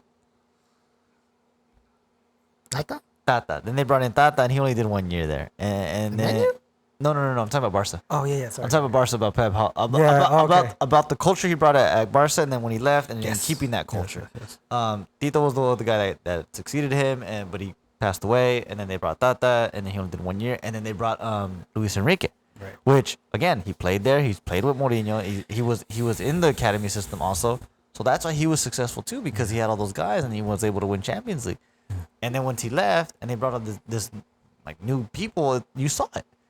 They Barca couldn't challenge anymore because the new coach came in and tried to change the dynamic. Didn't work. They brought another new coach who tried to change it. Didn't work. Look at Koeman. He's coming back, a guy that's played there Slowly. and he's what Solskjaer was to United. He's what he is for now going to be because he played there. So he's bringing that dynamic. He's bringing in the players obviously he likes, and I think I'm not gonna say they're gonna start winning this year. I think it's gonna take him 3-4 years. Because now he's going to start to go look for his pieces. He's going to start to bring in the younger players. They're going to start getting the players out of the youth academy. If he still follows in that system, then they'll slowly start to go back to their old ways of being Barca. Yeah, Messi's not there, but I think they're going to go back to being able to challenge and compete and things like that because he's been there. He knows what he's playing the similar style that Guardiola played and what he learned from Johan Cruyff when he was there during the Cruyff years.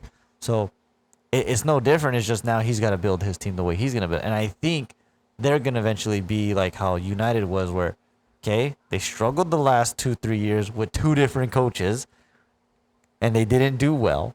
They brought him in and slowly are getting back into it again. And they're going to slowly start to get the players that they're looking for. They got Depay. They got Griezmann's there, but they got Depay who's now doing well. That Pedri kid is apparently a phenomenal kid. He has not stopped playing a game.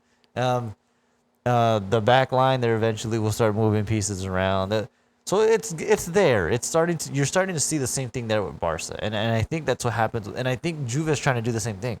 I think that's why they brought back Allegri because they saw like shit. We got rid of him. We brought in the smoking guy. Oh, sorry. I'm not sorry, but his name's Saudi. Oh, sorry. There you go. You know. Yeah, I got you. No. There is a small moment on Ted Lasso. Did you see that one? I think so. We play who on Wednesday? No. We play Wednesdays. There was a team's name. Oh yeah. Wednesday. They're Wednesday, but we played this on Saturday. He's like, wait, what? He's like, no, the team's name has Wednesday in it because at one point they all played their games on Wednesday, so that's why the club had added Wednesday after it. And he was like, "Oh, okay." So I think that's what some of these teams are kind of doing because they're doing it with, again, Allegri. They were successful when he was there, so then you're like, hey, we got it. Let's go back to that because he was successful. They tried, they brought in Sadi, they brought in Pirlo, and I don't know how many other coaches were with Juve throughout the time after Allegri. There was just two. Just two. So there you go. So they're going back to him and trying to see. Well, I was about to say, sorry. PSG's kind of doing the same thing because Pochettino played at PSG. So well, I guess I know we just transitioned away from a little bit from Cristiano, but what was I gonna say? It seems like these clubs are trying to understand, like, let's bring back this culture that they used to have that works into this young generation. Yeah. Right? Yeah. With all the coaches you just mentioned and everybody seems like it on these certain clubs and these certain pieces. But yeah. I mean, well, yeah, but not, again, there's certain clubs that have that culture and they have that environment. So they need those kinds of coaches. Like, I can't say the same for Chelsea because Chelsea's thing is known for they change coaches every year. They get new coaches every other year. But I think Tuchel is a good coach, a great coach. I just think he was in the wrong setting for his time, which was PSG. I don't think that was the team for him right then and there. When he went to Chelsea, I think it was just a perfect, I guess you could say love story. The long lost coach that they needed the entire time, and it showed. It showed. So I don't think PSG was for him being the coach that he is. I don't think PSG was the setting for him, and it showed. Liverpool, they're kind of, I wouldn't say they have a style, but they have a culture, and I think Klopp was the perfect guy for that because he's a very ecstatic, very enthusiastic kind of guy, which is what kind of Liverpool is. They're very an enthusiastic team where it's always excitement, and he was the right guy for that team. So there's always these coaches that tend to be right or wrong they're good coaches, but sometimes it's just not. That's not the team for them because the environment and whatever club that is. If that coach tries to come in and just tries to change that whole thing, I would say like most of the times it doesn't work. I mean, it looks like the only one that kind of worked was Pep. Because you didn't really have. Well, that's what I'm saying. But that's what I'm trying to get at is that again, if the team has a dynamic, has a culture already set in place for countless years, then it's harder for like a Pep to come in and try to change it. So, as much as I would say, oh yeah, Pep should have got to United. I don't know if he would have really been successful because again, you're talking about a team and a culture where there are a certain way and certain style. Where City was anything. City could have been anything. Yeah. Because they've won different ways. They won with different players, and they could have been anything. So for him to go there was perfect because it's like, well, they need something. So perfect example when he went to Munich, he couldn't win anything other than the league because Munich was already a culture and a style that he tried to implement his own, and it just didn't work out. It just didn't work out. It wasn't successful. And then somebody else came in that was that culture and became very successful with it. So the guy was Hinkel, the last one that won, the Munich, the one that won everything. I can't remember his name, but the one that's going to be the German national coach now. That guy. He's the guy that was Munich style, Munich's culture. Well, I think Munich is similar to the actual German team. Well, that's what I'm saying. That's what I'm saying is that Guardiola came off a great stint with Barcelona, the greatest team ever to play the game, apparently. Yeah. And then he goes to Munich, and he can't do the same thing. He can't be successful like he was. Because, again, that's a kind of team that's their culture is already that. It's this style, and we have to stick to this style. So he tried to obviously do his thing. He won the league and did things there, but he couldn't do well enough for it. And I think City was the perfect place for him because City was looking for anything, and they needed something, and he came in and did it for them. So again, like I said, there's teams that are looking, that are hoping that can happen for and be able to do all that. So yeah. So we're to move from the Ronaldo convo. Basically your instincts, your predictions, your love for it. What do you want to happen? What do you think is gonna happen? I would like for United to win the league and Champions League. What I think is gonna happen. Hold on. Before you think what's gonna happen, the two titles that you said you want the most, you think Ronaldo's gonna bring some type of titles, even if it's FA Cup. Oh yeah. Yeah. You think We're you gonna think- win something. We're gonna win something. Okay. Even if we didn't have him, I think we were still gonna win something. There was something we were gonna win. It was gonna probably be difficult, but I'm pretty sure we were gonna win So something. again, that's what you want to win, right? Yeah. Now, what do you think is actually like the feeling of it? Out of all these teams, I think out of everything, I think the toughest one. Yeah, I think the toughest one will be Champions League. I say the Champions League will be the toughest one. I think League is more likely. I would love for them to win Champions League, but I'm not saying they're not gonna make a run for it. But I think they might get stopped by someone or some team. I don't. It could be at this point. It could be. It depends, because if the Mbappe thing goes through for him to go to Madrid, I want to say United are favorites. Okay. I want to say they're favorites because PSG right now is favored. Okay. We're gonna get to that. Yeah. So But okay, so yeah, just going off that, yeah. If I think what will happen is they'll win league, and I think Champions League, as much as I would love for them to win it, they may fall maybe in the quarters or even the semis.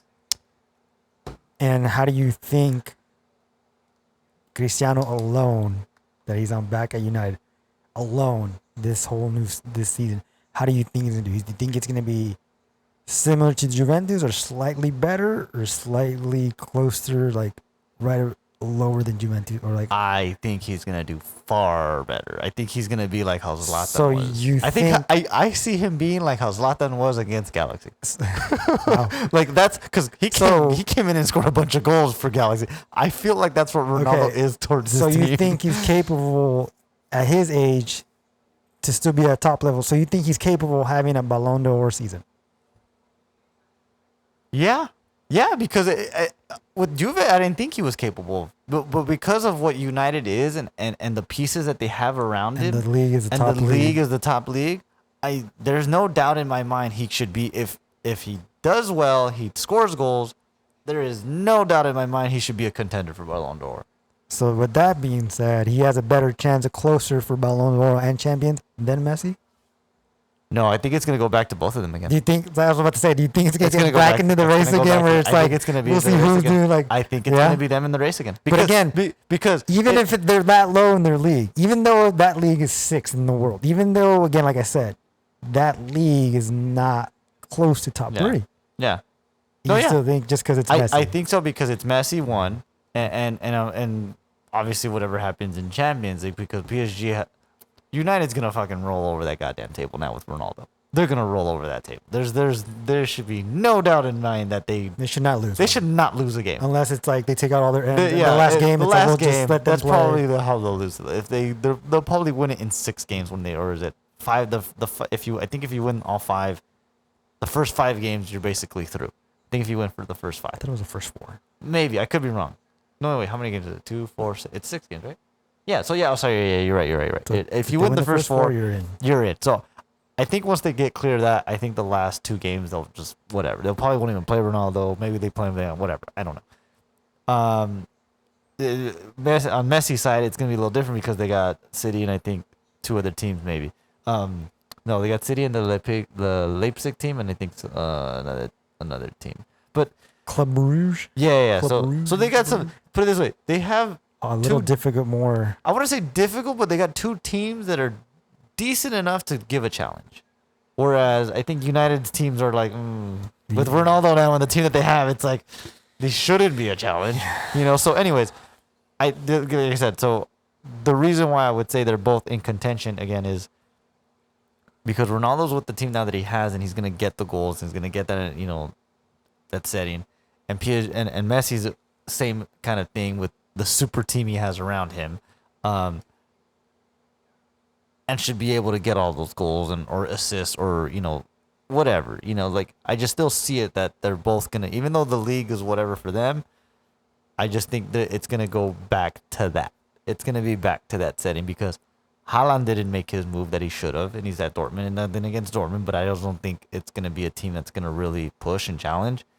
Lewandowski's with the Munich still, and I think it's just going to be the same as what he's been doing.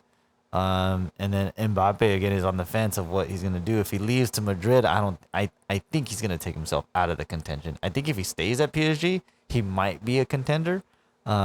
And then Neymar, geez, I don't know with Neymar. There's years he does great.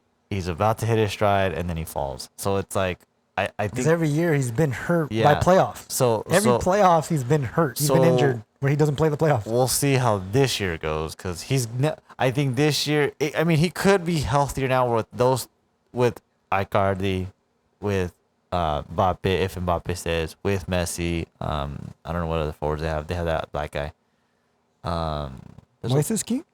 Is he still there? No, they're actually I heard talking he's trying to go back to Juve. But he was on loan or something. He was at Okay. Everton. He was at Everton. Oh, so okay, yeah. And I don't know if they have any It's other just forwards. Icardi But I and- feel like now with Neymar, I think they have more of a rotation where he can sit and not take up as much of the load where he was probably trying to do in all those years past that he got hurt. So I think that's probably may benefit him to be able to be healthy in the sense where he can sit out a couple games and not have to play all of them. But that would be the only thing I see. But and with this move and Messi's move, I think they just went back to being contenders again. So I know you're a United fan. So you don't think it's one leaning closer to the other? I think it's back even to the challenge. Is that what you're saying? Like it's Yeah, back to like, yeah, oh shit, there might be a challenge. I think it's back to a challenge because Okay. because Everything you said.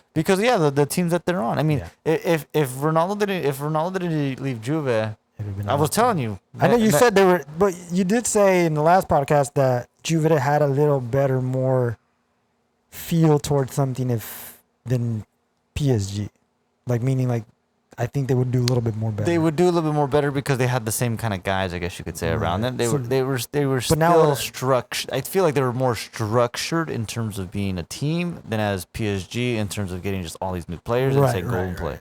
As that opposed kind to now what I said and how Yeah. the dynamics of that system with Ronaldo makes Yeah. more sense. Mhm. It doesn't make sense because of how Allegri wants to play. Right. Yeah, So yeah. feeling like league, possibly champions. It's more of a. You're getting more of a feel it could possibly happen. Yeah. Got it. That's where we end up with Cristiano. It was a good choice. It's a good feeling. We think it's going to do well. I think it's going to do well. I love the change. Whatever happened with Juve, I was hoping he would do it there. Didn't happen. It is what it is. But that's where we're at. Mm-hmm. I think the same thing. I think it's possibly champions and league. And I hope it does. Because obviously Yeah. I want him to do it. Oh yeah. But on to the next was I guess Mbappe. Because that's the talk, what they're saying. My whole thing here's how I see it, as everything I've heard. In my personal opinion, and what I see from young Mbappe or younger Mbappe to now Mbappe, I think deep down inside, he respects what he has in front of him. I think there is possibly a small part that says, my idol's still this guy. I'm not saying that takes a role in saying I don't want to play with Messi because it's my idol, Cristiano. I don't want Messi to win. Mm-hmm. I don't think that's entirely a thing. I just think it's it's one of those things like I respect what I have. Like I'm not saying I don't want to be here in a sense where like, I don't want to be around Messi. Yeah. I think from a quote and another interview that he had, he said, "I stayed in the French league to help it grow." Oh yeah. I heard something about that. He was telling that But in the interview. like he knew it wasn't the he best league. or something. knew it wasn't, even though there was tweets and he had, French league this, it's not the like Yeah, whatever. It is yeah. what it is. Yeah.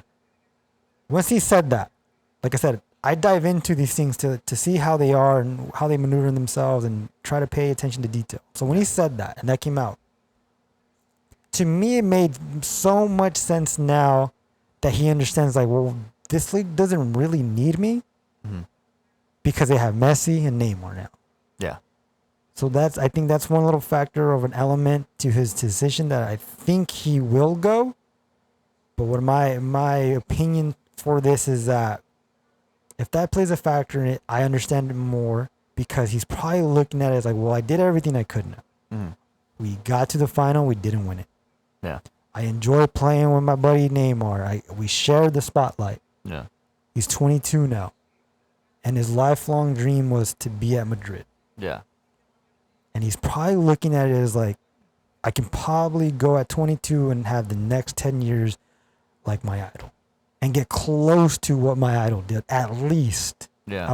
I don't believe he can do the exact same thing as Ronaldo, but if he wants to follow in his idol's footsteps and do it his way and has his story, he can get close to it because it looks like exactly how Ronaldo left. Ronaldo, like you said, when they went to Champions like right after, right? When he left, they went to Champions right after? Yes. Right? When Ronaldo left? No. Or did Not that year, the next year. Right. So you said he could have stayed and possibly won, right? Mm-hmm. Yeah.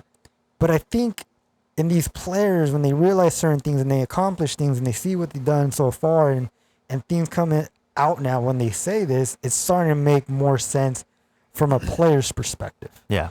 When he's saying, I did this, I done that, I'm good, I was at Monaco, I'm here, I'm that, like, I feel that I need my change. And if he's saying these things out loud now and and I kind of like hate how some of the certain pundits are talking about like, oh, he's this guy, he's out of control, like like the way he was at the French league. I mean, the French team against Giroud and how he came out, his antics and I was like, dude, he's just being a person. Yeah. If he wants to do it that way, let him do it that way. Like, there's no right way. It's just pundits being pundits. Yeah. Like, for me, when I see a player express himself in the way he does, do how you want to do it, dude. Yeah. I'm not you. I'm never like, that's how you want to treat it. Go ahead. It's funny because slowly our brother Ronaldo's feeling some type of way about him now. Mm-hmm. Where I'm like, oh, are you going to start hating him because this, and this? He's like, I don't know. It's just, he's changing. So in my opinion, if he's coming out with these antics or he's coming out with these sayings and he's feeling this way,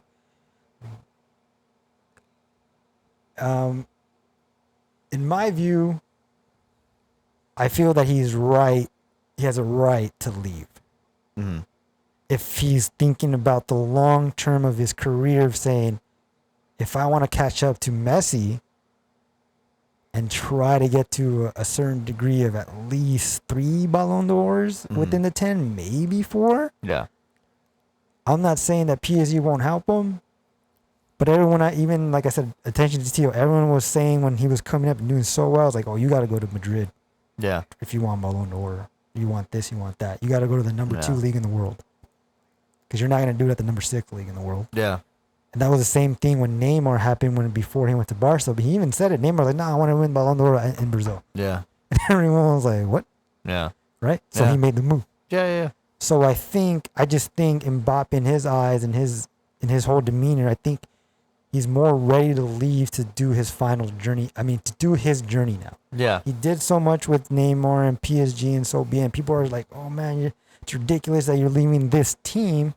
But in a way, maybe he's thinking, well, look how easy this team is to get in. I'm not, as much as it sounds cocky or being the guy, like, yeah, he wants to be the guy of the team. And I think he felt that in the first couple of games where Neymar and Messi weren't on the field. Yeah. He did a lot. He did great in those first games. Yeah. And he probably was thinking, like, this is what I want. Yeah. I want to be the guy.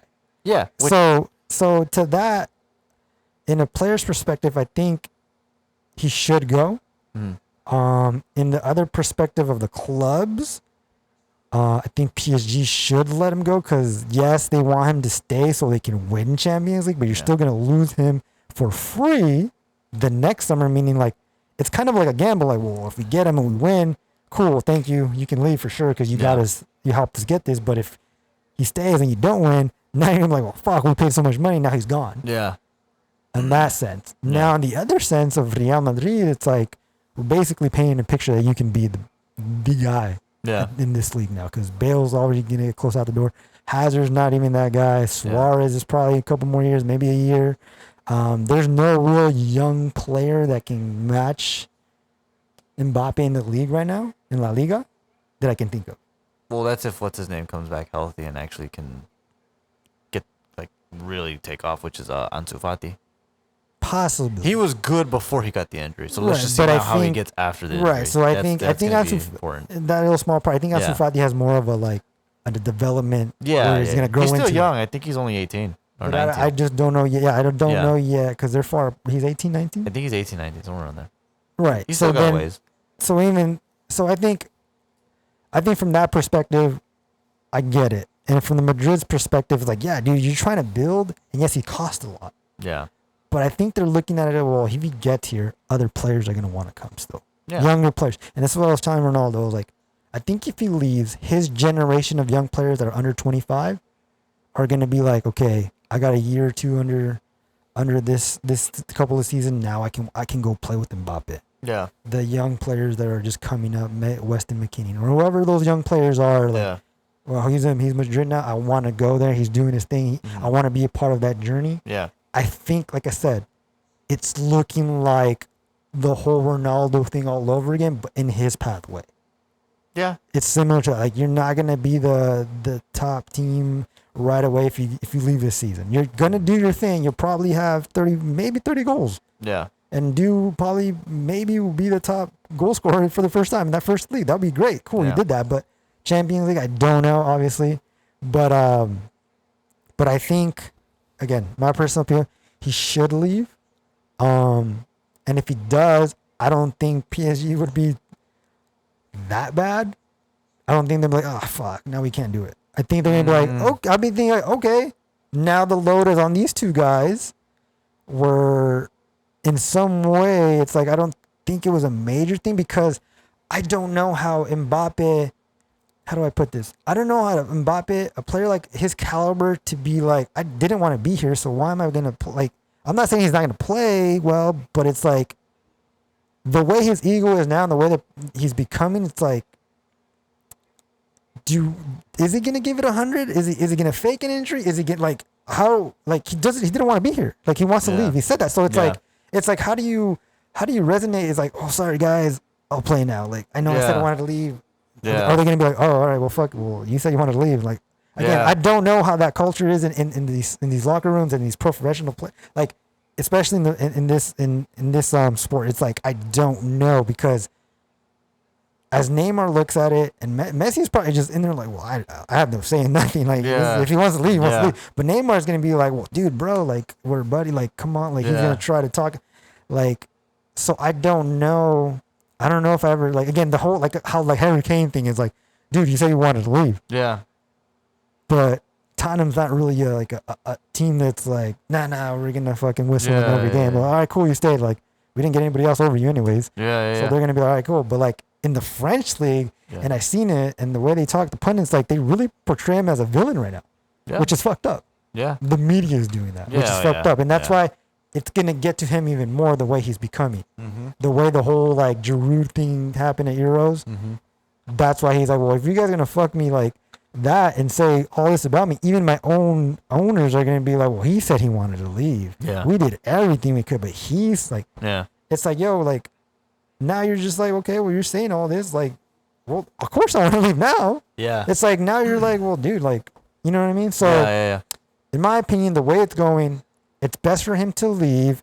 I don't think this is going to, like, make his career worse. I think he's literally just going to somewhat take a step back to fucking take over the next 10 years. And that, I think, is a good thing for him, the fact that he's 22. By 32, he should have champions, Ballon d'Ors, maybe another World Cup. Yeah. And that's what I think he's possibly looking into, as opposed to like, all right, if I'm going to give you another extension and Messi's gone and we haven't won anything. Yeah. No, yeah. So again, I'm going for him to leave. I think it's a good for him. Again, I'm always about the players. I'm always about what their interest is in and what they want. Yeah. Because at the end of the day, they're the ones that fucking are running around and putting the goals in the net. Yeah. As opposed to owners being like, nah, he's not leaving. We're staying. Like, what the fuck? Like, I get it, you guys want him to stay, but it's like I'm a human being. Like, I can do what the fuck I want. I want to leave. Yeah. You know, if I'm going to break this, I'm going to break this contract and go. Yeah.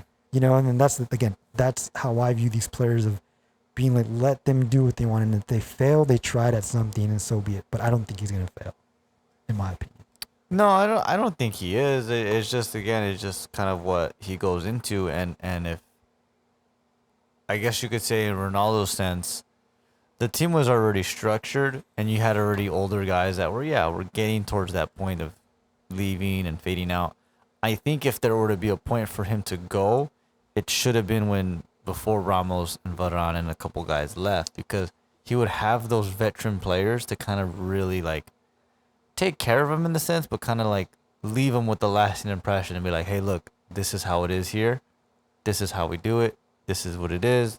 Try to keep this same environment, which is I think what happened with Ronaldo. Ronaldo already had his MO and what he is and what he's about, but I think Figo, Raul, a lot of those players that were there that were older players were kind of like, hey, this is our last year. This is what it is. Enjoy it. And then boom. And then that's when they left. Then he kind of like took over.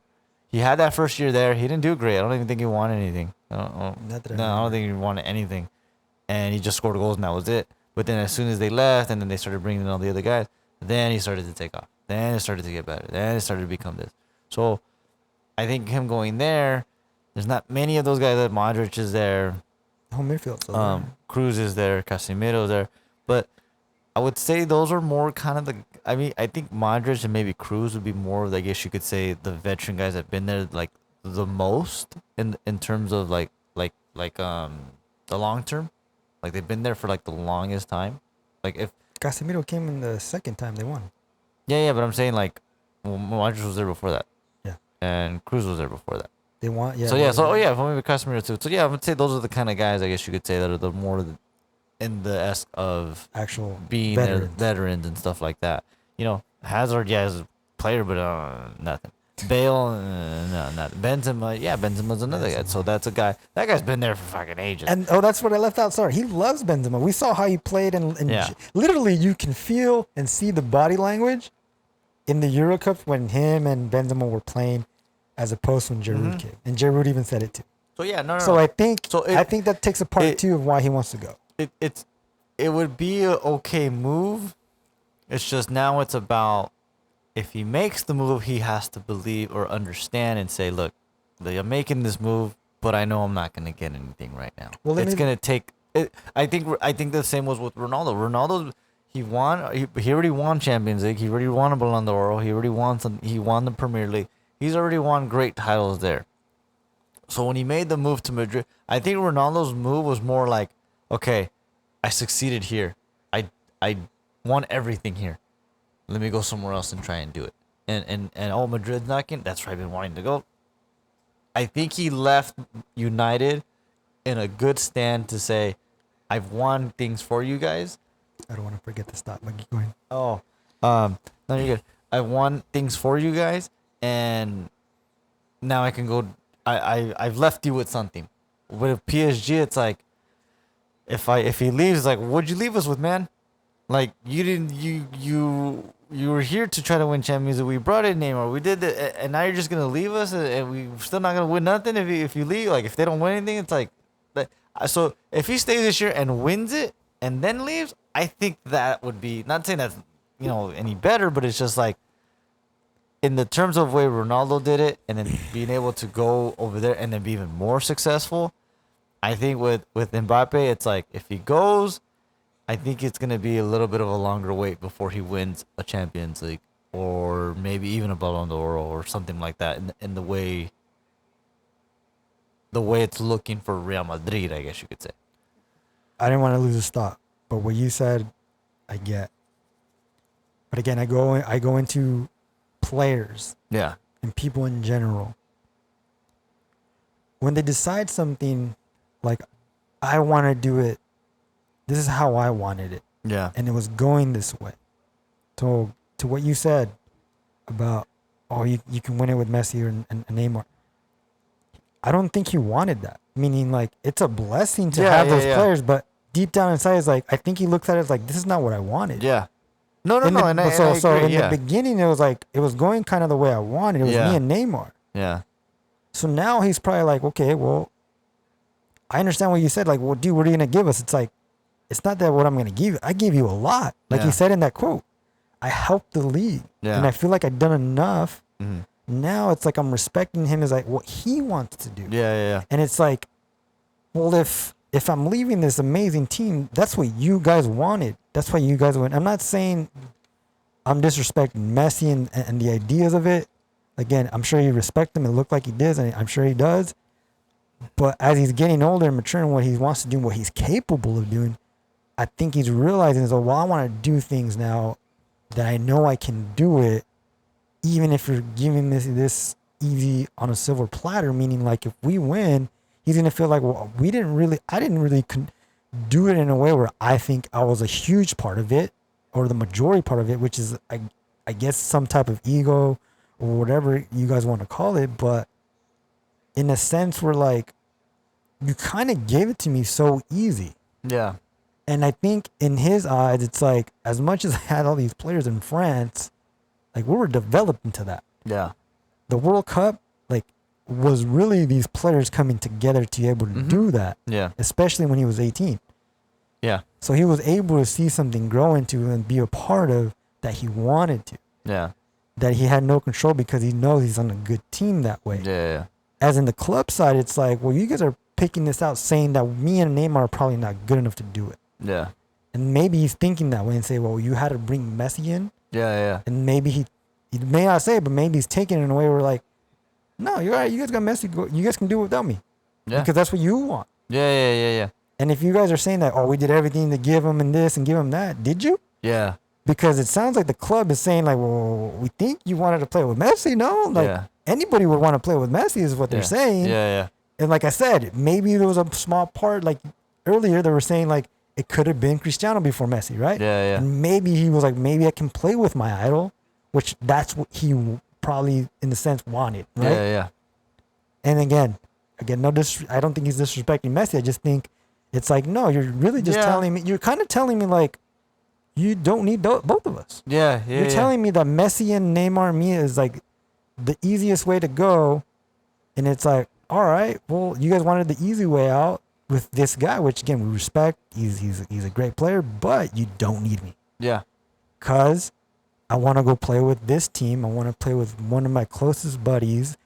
What you're telling me with Neymar and Messi are close buddies. Okay, I want to do that then. I want to play with Benzema. Yeah. Look how enjoyment that I had with Benzema when he came back. He was fucking ecstatic.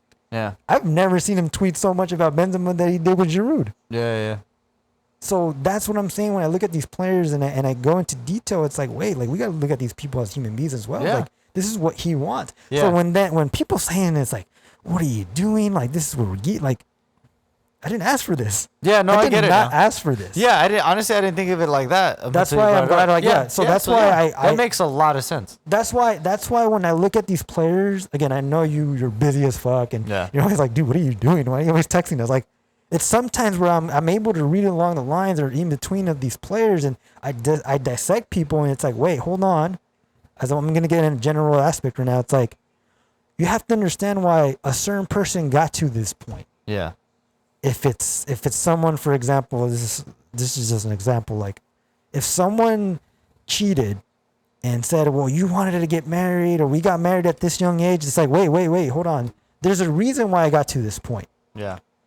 And I told a small example, I told someone that told me this, that something happened in their marriage. It's like, well, hold on. Like, I know he did those things. It's horrible. But do you even know why it got to that point? Yeah. Do you understand the Hispanic family wants you to have kids, wants you to get married? Mm-hmm. It's what they're pushing on them. Yeah. As opposed to, like, wait, we never asked this person, what is it that you want? Yeah.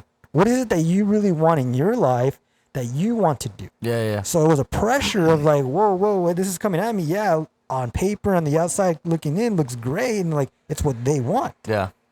So he's trying to comfort the rest of the team and the fan base. It's like, you gotta understand he's a human being. Yeah. And I think it's time for him to look and be like, I'm sorry, guys.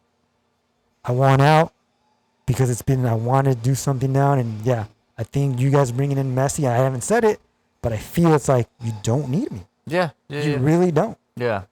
And I think that's what he's doing. And I think he should leave. I think it's going to be in his best interest. I think he won't be sad. He won't care if he leaves and they win champions, because he's like, dude, I have 10 years. Yeah. Oh, yeah. Like, you know, Neymar and Messi are at an age where, like, they're gunning for, like, Ronaldo. Yeah. He wants to win right now. Yeah. Fucking Mbappe realized, like, I'm 22. Yeah. And I'm literally top 5 in the world. Yeah. So why do I need to be here? Yeah. Why? Because I can put my legacy. I can draw. I can do my own. I can write my own chapters at Madrid now, and I think that's what's gonna happen. He may not say it, but I feel and I see that's what it is. Well, these next, I guess you could say, 3 days will be very interesting. I hope he leaves. I hope for his sake that if that's what it is, if I feel that's what it is, I hope 4 days, actually. for him. Yeah. For him. Yeah. It's not even again, not even the rivalry again. I'm fine with Messi being at PSG, but I think for him, I think that's what it is. Yeah. And the way it comes out. Yeah. Right? Yeah. No, yeah, it makes sense. Because all these pundits are saying the right things of like, oh, you're acting this way. I'm like, yeah, because you don't like what they do. It's again the generality of something. And I go on with like another conversation I had with some friend about Kanye and what he just did. They're like, oh, he brought Kim K out. Like, what happened at the voice? I was like, look, Joe, he's doing this for publicity. Yeah. Like a real divorce would be messy and so bad that they couldn't stand each other. Yeah. But he wanted to do something to grab your attention and make you feel some way because that's what he feeds off. That's who he is. Yeah. He's not gonna go to like, hey man, just put out an album like Drake. Drake didn't do shit right now and said, oh, my album drops in this date. He didn't do any type of thing. They were just like, oh, your album's coming, cool. Don't do anything crazy. Go do your thing, have fun. That's people saying just be what we want. Yeah. And these type of people like Kanye and stuff, it's like, no, I'm gonna do what I want. Yeah. Because this is my life. Yeah. And that's how I want to do things. So that's how I'm kind of like comparing it. If people don't get it, all I'm saying is that Mbappe is a human being. And I believe he finally realized, like, I want to do my thing. I did enough. And I think it's time. Yeah. Yeah. It might be, yeah.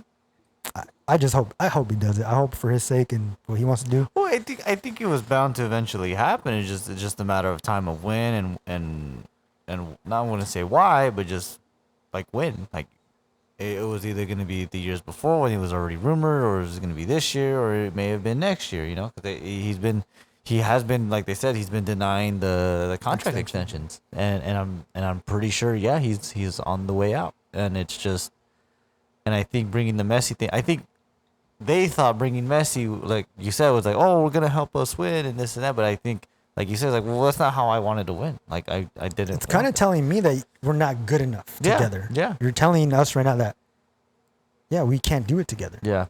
That's what you're telling me, and it's like we're top 5. And unfortunately that's what's wrong sometimes with some of these organizations. It's like they think they can just go get these players and say, all right, we're gonna win now. Yeah. You know, Madrid, I think they used to do that and it didn't work, and then they tried to do it. They didn't really try it with Ronaldo. They brought in Ronaldo and then started to build around him, and then they started to win constantly. So look at PSG. They were able to go to this final and then the semis in Champions League. Yeah. But they were able to build that. And like we talked in one of the old podcasts, is like they're missing a piece. And I'm not saying it was not Messi, but that level of power and that level of play of Messi literally outshines and says, okay, this is what we need because you guys are not doing it. Yeah. Yeah. So they're telling me again, like, I can't do this. Yeah. Well, then fuck you. Yeah. We're leaving. I did everything I could. Yeah. I'm going to start my journey. Yeah. Yeah, it sounds about right. I think so. That sounds about right. I think so. It sounds about what it seems like now, the way he's coming out and saying all these things. So it's like, yeah. Right? You can kind of connect the dots and how they were maneuvered. It's like, yeah. And him saying, I want to leave. And they kept saying, no, he's not leaving. No, he's not leaving. It's because what the owners want. Yeah. Yeah. And he's like, nah, fuck that. Like, I gave you everything I already did. Like, as much as this is a dream team, great. I know what I'm capable of in the next 10 years. Yeah. And that's what I saw. So I hope he goes. Yeah, if he goes, it'll be interesting. I mean, if he goes, then like I said, it lowers PSG. I would say, I'm pretty sure it's gonna lower their chances of winning or even really being a contender, because they're gonna be good, but I don't think they're gonna be anything. I feel like they'll be the same. It'll probably be the same as they always go. They'll go past the group, and then they'll lose something in the second round or whatever. Without him, I don't think they're gonna be strong contenders. So that's if he leaves. I hope. If he does, it's good. It could be good for him, and it might benefit him in the long run, which is, again, he still's got time. He's got Even plenty if he of time. left and then the year after, it's gonna benefit. Yeah, Like, he's yeah. gonna. But again, it's up to him. Again, it's what he wants to do, and who knows in the next couple of days, right? Yeah. He may change his mind and say, "Fuck it, I'll give in to what you guys want." Yeah. But we'll see. Oh. Oh, do you think Jorginho deserves Ballon d'Or? Oh, no. What? What? Why not? Did you just say Jorginho deserves Ballon d'Or? Why not? No. He won everything. God. He's won everything. He got Player of the Year. Modric did more than him. The year he won it. I'm talking about this year, buddy. I know, but I'm saying in the year, if we're comparing Cristiano done more than him that year, I know. together, both of them together. No. Really? No. He doesn't deserve it. No. Winning everything, No. and he got so you don't think he should have got He- Player of the Year? If he wins, he has to win in the sense of how Cannavaro won it, because there was really nobody else to give it to. So then you don't think he should have won Player of the Year? No. Then who should have got it? Kante. Kante's a far better player. Kante did far more than he did. I looked at the stats. He had more. I agree with There's that. more. I guess you could say he was Which- involved more in what he did in terms on the field than Jorginho did. Don't get me wrong. I'm pretty sure Jorginho is a good player and everything, but I think Kante, there's more to him than what he's done and what he did than Jorginho. I agree to that, but I'm going off of this stupid way that I guess these awards go because, like I said earlier off the air, it was so odd to me that everyone had their own highlights in Champions League and UEFA stuff. Yeah. But Jorginho was the only one that they threw in the Euro Cup highlights because he won it. So I'm like, what? That has nothing to do with. So I'm going off of that on the UEFA. Like I'm going off of what Yeah. they did. So Yeah. if that, because I was like, all right, okay. Yeah, I don't think. Because he the should. nominees were for top coach was the Italy coach as well. Yeah. Tuchel and I think I forgot who was someone else Mancini. It was Mancini, Tuchel, and I think Pep, because Pep was in the final, they won the league. and he was in the final. Won the league. Was in the final. Tuchel won Champions League, and then Mancini did the thing. So with then, Italy. if they're going a tiny bit off Euros, then obviously technically Conte should not win Ballon d'Or because they didn't go to they didn't do that great. No, I mean, And he didn't have- I don't think I he told you had- they're gonna give it to Messi. No, they're not. He cried, man. He cried. He Did you know- won. did He you won know- with Argentina, and Did he you know? cried. Did you when they know left someone bought his fucking tissue? Arsenal. Someone bought his tissue? Oh, They dear auctioned Lord. it off and they bought it for like 80 grand, I think. Oh, And dear it was a Lord. girl. Oh my God. God knows what's going What? on here. Yeah, you didn't know that? No, I didn't know that. That's It was like a couple days insane. back. That is insane. I heard of things like that with other stuff, with other like players and stuff, but I did not know that. I was They like, did that with I was Messi. like, all right, this is a great way to catch COVID if you had COVID. I know, right? Especially at a time like this. Oh So, man. no, with the whole that thing, no. I will wait till see, because they still have to do. They still go off of what this first half of season, I guess you could say, is, from what I can remember. The only thing he didn't win was league.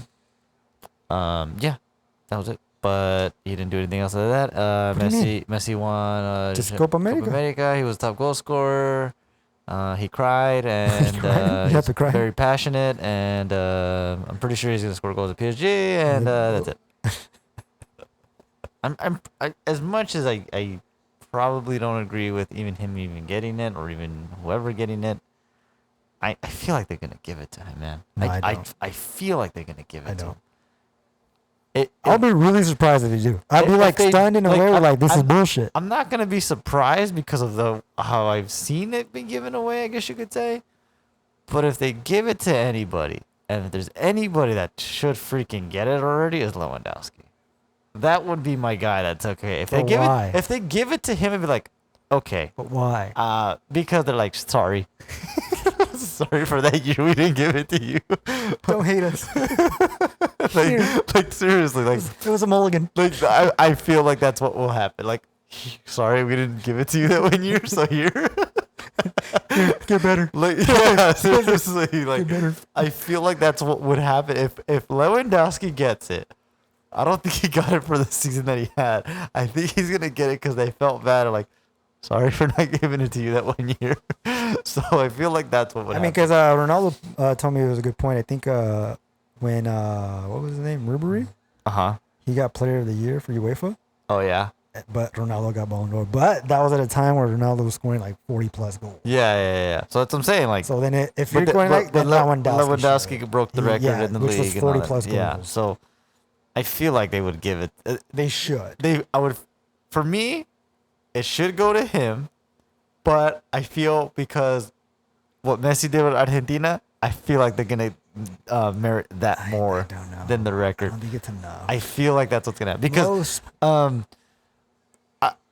don't think when Ronaldo won the Euros, there was really nothing else other than he won champions. No, I know, but I'm saying like around him, like it was basically like his year. Like there was like nobody else close. Exactly, that's what I'm saying. You get what I'm saying? That was so deserved. yeah, so This is not. No. I'm talking about like him winning the Euros. Like there was really nothing else around it. And this one, it's like Messi did Copa America, Lewandowski did this. They're saying Jorginho did this. Ronaldo Was same with Messi. Goal scorer. Two titles, goal top scorer. Mbappe, his league. No, actually, no, they didn't even win his league. Mbappe, nothing. Neymar, nothing. Well, Holland got best forward because he had like 15 goals. He had the goals for in Champions Champions League, and that's about it. But if they're, I guess you could say the contenders they're probably gonna put up there. I would think it's gonna be Lewandowski, Messi, and sad to say, Jorginho, if it's anybody else. But yeah, that would probably be those three. If Jorginho wins one before Neymar, that is horrible. Wow, That would be horrible. I just thought about that. You're gonna give it to Jorginho before you give it to Neymar. But what?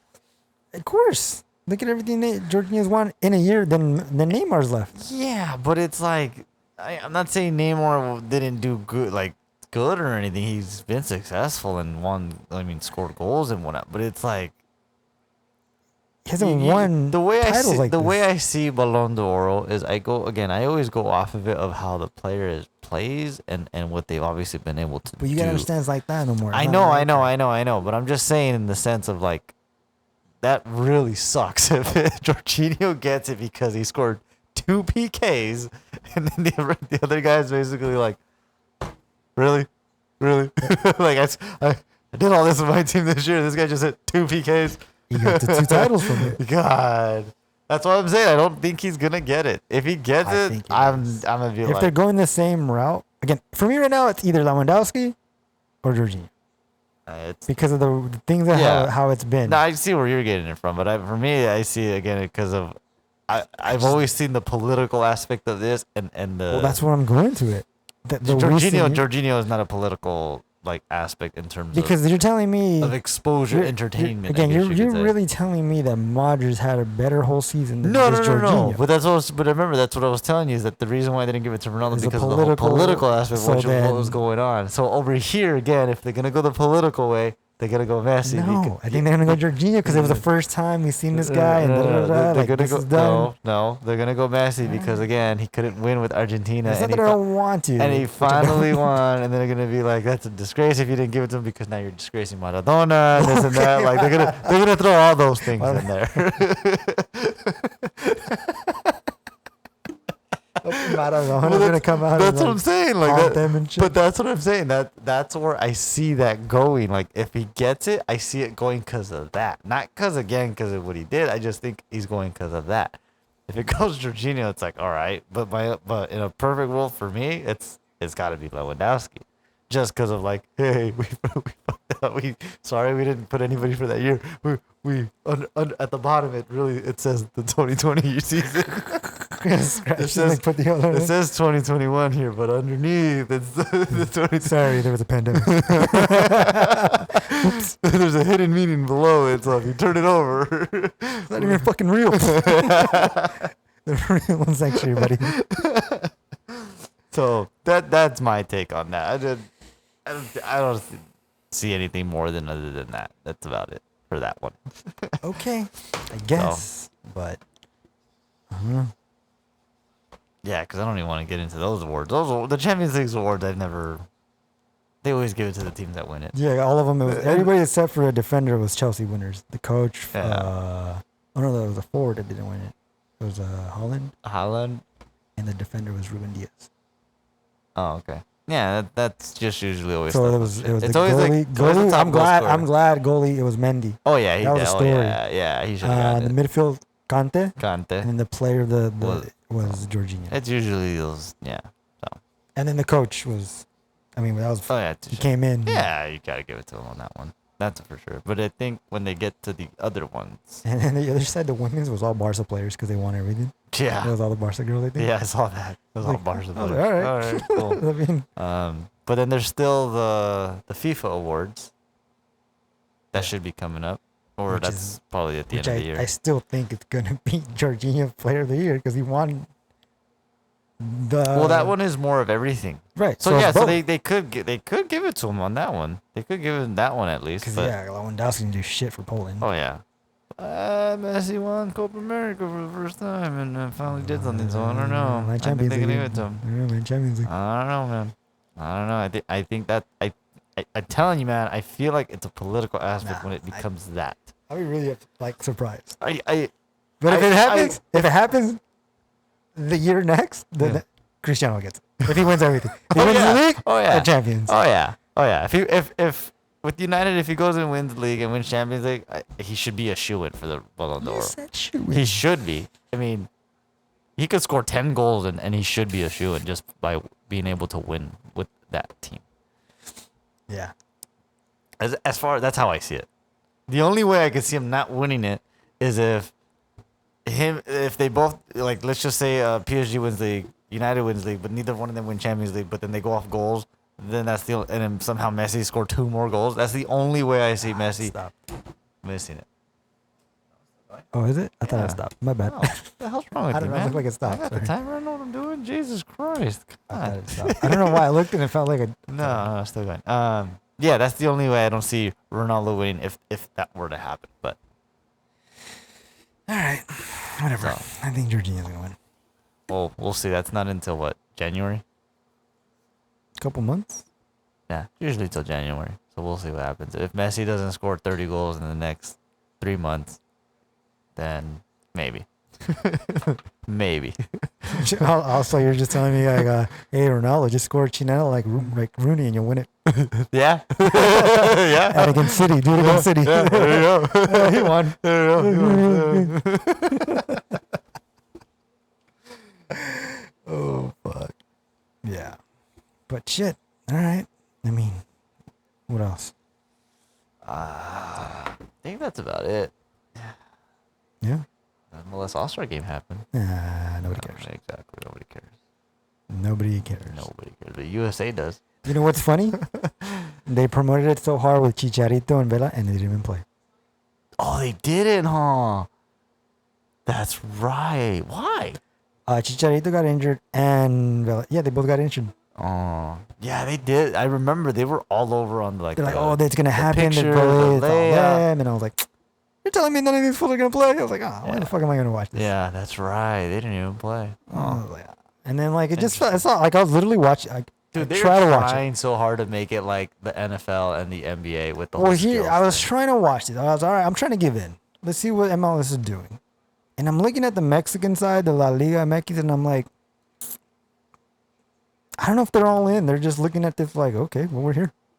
Yeah. I don't like. It looks like there's an enjoyment, whatever, in the skill stuff. But then I was just like, yeah, they're playing, but it's like, I think it's more enthused over here because one, it's over here in the States, Yeah. and it hasn't been in Mexico or anywhere else. So it's an MLS thing, obviously. Obviously, I mean, Yeah. it's not gonna go anywhere else. But like, Yeah. so once I saw and realized that after the 15 minutes I was watching, I was like, well, then like you guys are still Americanizing this sport that had no right to do that, because I understand we're in America Yeah. and this is how sports are, but it's soccer. It's a global sport first. Yeah. Yeah. But to do this, it's like, well, you calling all these guys, and like I think the Mexican league's like, all right, we'll give in too, but it's like, I'm pretty sure if you were a coach in Mexico right now, it's like, why the fuck are you leaving? We're in the start of our season. Mm-hmm. I need you Yeah. to go play a friendly game. Yeah. Yeah. That doesn't really matter. It's for their tickets. It's for their revenue. It's for them. It's for. Did they take? I don't know if they took any of the best players. Yeah, they took some of the good players I from know all they teams. took some good ones, but did they take everybody? look like most of them, not all of them, but look like most of them. So, anyways, and what was I going with this? I kept watching and thinking about it. It's like I get what they're trying to do, Yeah. but there is a reason why. When we were growing up watching the rest of the world versus Europe, the rest of the world versus Barca, the rest of the world versus another club, right? Remember that time when it was Ronaldo, Batistuta? It's because in that time, there wasn't 80 games a season, right? Yeah. There wasn't Nations League. There wasn't so many friendlies. It was either your club team and qualifiers for the World Cup, for what I can remember. Mm-hmm. But when they had that team that was an all-star team, I was like, holy shit, this is amazing. Yeah. You're going to see literally the best players in the world go there and play against another amazing club and having an enjoyment that these players don't get to play. And I think, I could be wrong, but I think it was in the time right before the Galacticos happened. Wasn't it? I think so. And that's when they were like, oh, well, if people are liking this, we got to get Real Madrid, these players. Yeah. Right? Yeah. I think it was around that. And once they did that, they were like, all right, no more of this. Yeah. No more of this. Yeah. And then they were like, well, we'll see how that goes. And well, we saw how all that went down. But to see, I think it's just more of like, all right, we're going to help our MLS league, or we're going to let them do what they want, and we're going to get paid. So, sure. Yeah. I think that's how the Mexican league is looking at it. Like, we'll go off of your ideas. But Yeah. I don't think this was the first time it was Liga MX also ever. Yeah. That's what I'm saying. Because the years past they always get like a club teams. Club team or whoever, or they do like the East and West type of Well, deal. in the beginning of the MLS was East and West, Yeah. and then they changed it to the club teams. It was Atletico, Bayern, Yeah, I think Juve did it once. Juve. I think so. I think Can't Juve remember. might have been the last one, and then they went to the Mexican side. Yeah, maybe. But anyways, Yeah. I get it. I just don't think it's needed, but it's, again, we don't want to get all into it. We said in the past podcast, MLS is all revenue. MLS is all capitalism. That, you know, we have a business. Is business first. Yeah. We have a product to use this business. To do this business. So this is how we want to run it. Because obviously their whole season's different from others. Yeah. And but I mean, in a small way, if those people liked it and they were entertained, so be it. Yeah. And we'll see. I mean, I don't know. I was just like 15 minutes and I was like, I'm good. I fell asleep. I didn't even watch it. I was trying to watch it. Nah. But I knew it wasn't gonna be anything great. I was like, this is not gonna be anything fun. yeah. So, but What? Was that it? I think that's it. I don't remember anything else going on because the season's just started. Seasons are just starting. Games are going on, but it's the first couple. I think the big thing was again the whole Ronaldo thing and of course, the Messi stuff and all that. But yeah, that's basically it, honestly. And then what do we got next? Just all the seasons are starting. Games now. We could go about the drawing next time. I mean, it'll be too late. Everyone knows about the drawing.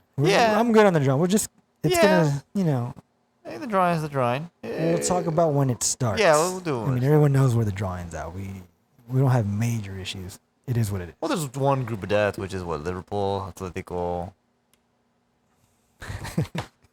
Look it up.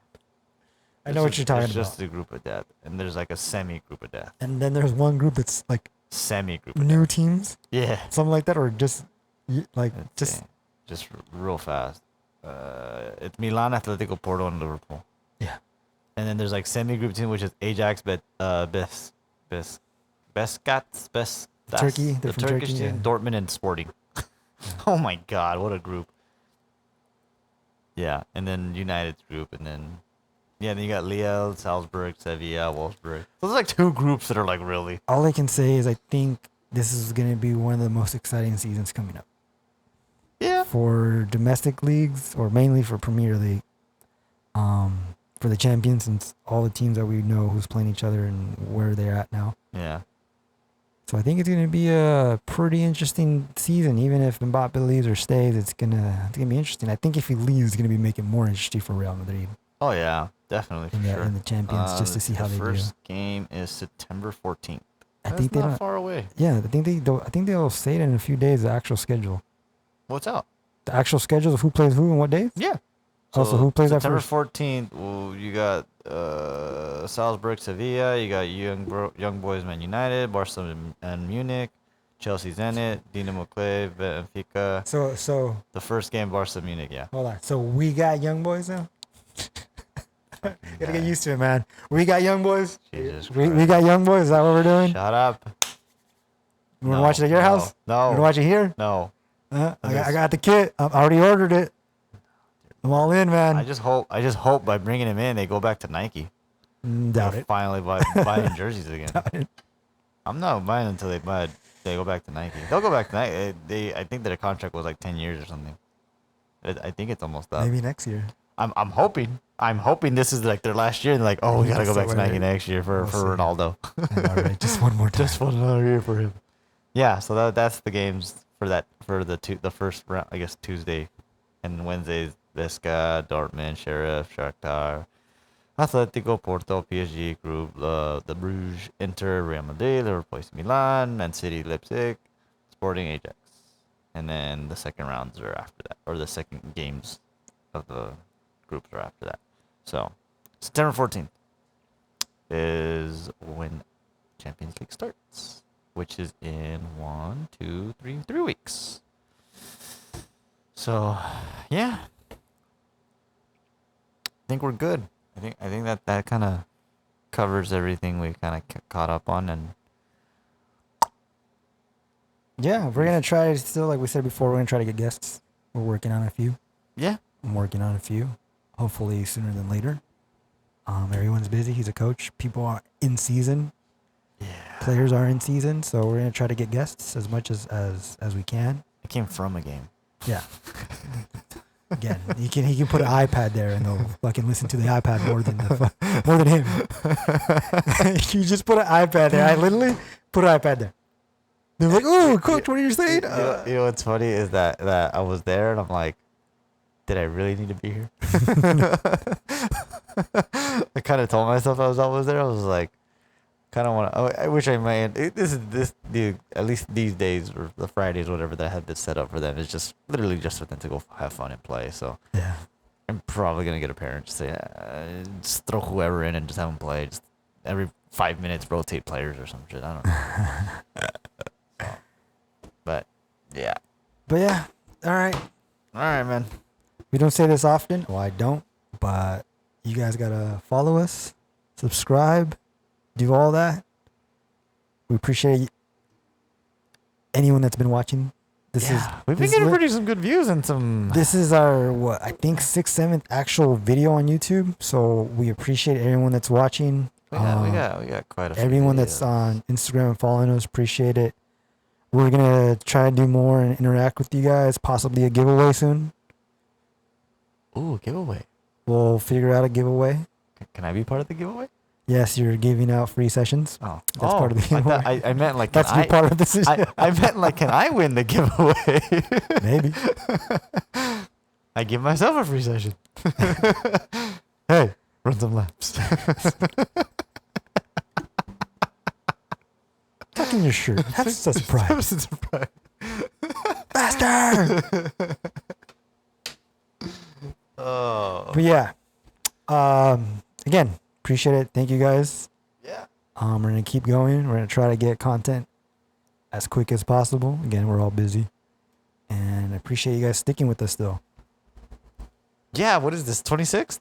I just saw it. What episode are we Yeah, on? this is the 26th? 26th. Our 26th episode so far in total. Yeah. But about 7 on YouTube actual videos. Yeah. So we're gonna keep going. Yeah. For sure. It's been fun. It's gonna be more fun. and more Yes. We're again working on guests. Hopefully the next one will have a guest. exciting. Yeah, for sure.